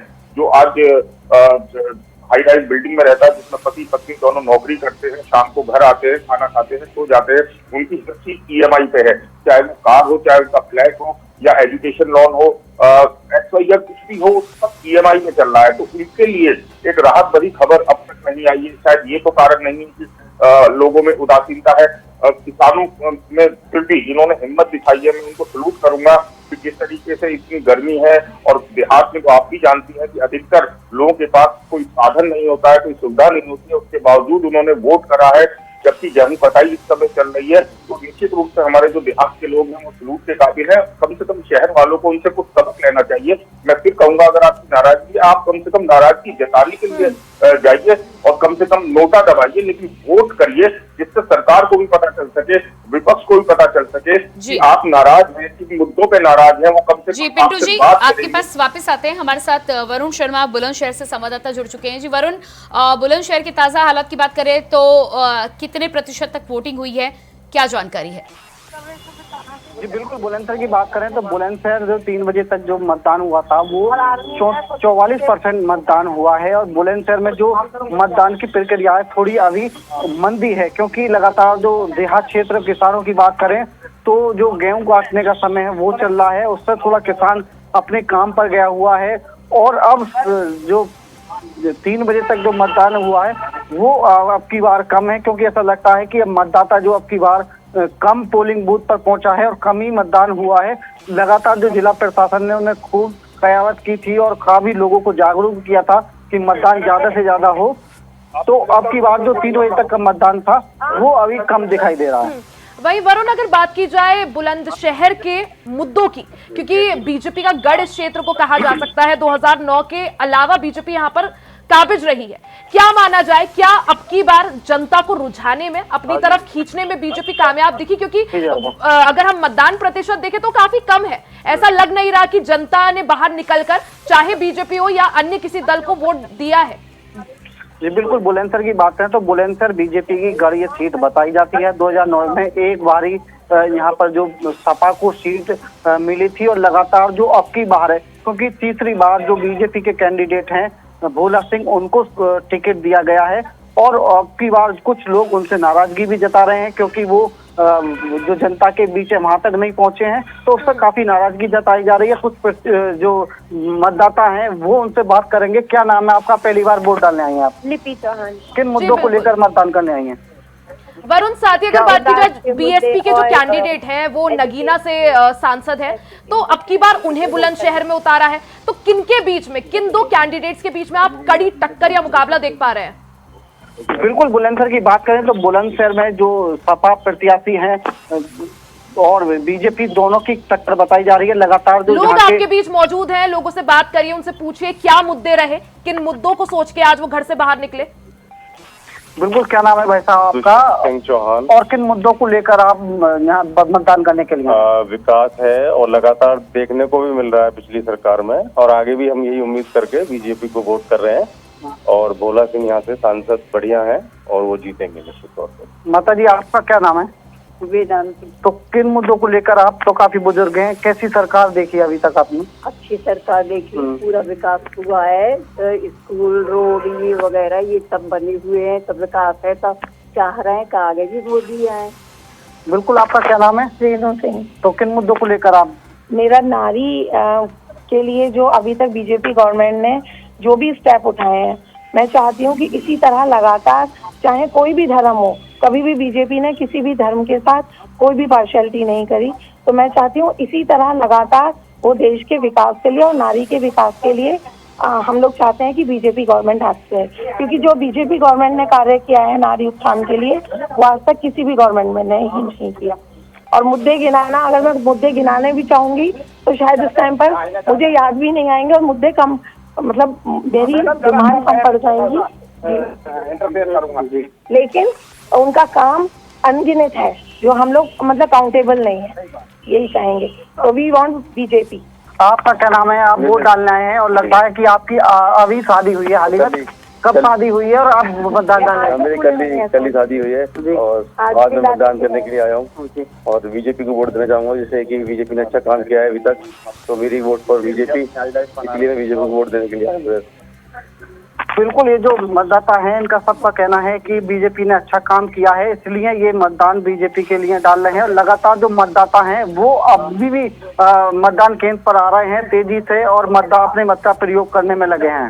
जी बिल्कुल, प्रवीण बने रहिए, वरुण बने रहिएगा आप हमारे साथ अलीगढ़ से संवाददाता मोहम्मद शहनवाज भी जुड़ चुके हैं। मोहम्मद शहनवाज, अलीगढ़ की अगर बात करें तो क्या स्थिति है, कितने प्रतिशत तक मतदान अब तक हुआ है? मोहम्मद शहनवाज, क्या मेरी आवाज अब तक पहुंच पा रही है? जी, आपकी आवाज आ रही है, सुन रहा हूँ मैं जी। अलीगढ़ की अगर बात करें तो अलीगढ़ में 3 बजे तक 44% चुनाव पोलिंग हो चुकी थी और अभी 5 से ज्यादा बज रहे हैं, 5 के कुछ ही देर में 5 बजे की भी पोलिंग आने वाली है। लेकिन बात अगर 3 बजे तक की करें तो 3 बजे तक अलीगढ़ में 44.3% पोलिंग हुई थी। जी बिल्कुल, इसके अलावा मुद्दों की जब यहाँ पर बात करते हुए नजर आ रहे हैं तो जनता के बीच में किस तरह का रुझान देखने को मिला है और साथ ही साथ मत प्रतिशत को लेकर, यानी कि वोटिंग प्रतिशत को लेकर बार बार जो चिंता जाहिर की जा रही है, अलीगढ़ की सीट पर क्या कुछ देखने को मिला है? क्या मतदाता बाहर निकला है वोट करने के लिए? जी देखिए, सुबह से ही मतदाता लगातार वोट कर रहा है और लगातार, हालांकि दोपहर को मतदान कुछ थमा था, लेकिन सुबह से लगातार भीड़ नजर आ रही थी और मतदाता अपने मताधिकार का प्रयोग कर रहा था। अगर बात मुद्दों की करें तो जब जनता से इस बात में जाना गया तो जनता का साफ तौर पर कहना था कि वे अब वो सरकार चुनने जा रहे हैं जो सरकार उनको शिक्षा दे, सुरक्षा दे, और कहीं ना कहीं उनका जो बड़ा मुद्दा था वो महंगाई और रोजगार को लेकर था। उनका साफ तौर पर कहना था कि अब वो सरकार चुनेंगे जो उनको रोजगार मुहैया कराए, महंगाई को खत्म कराए, कहीं ना कहीं शिक्षा को बढ़ावा मिले।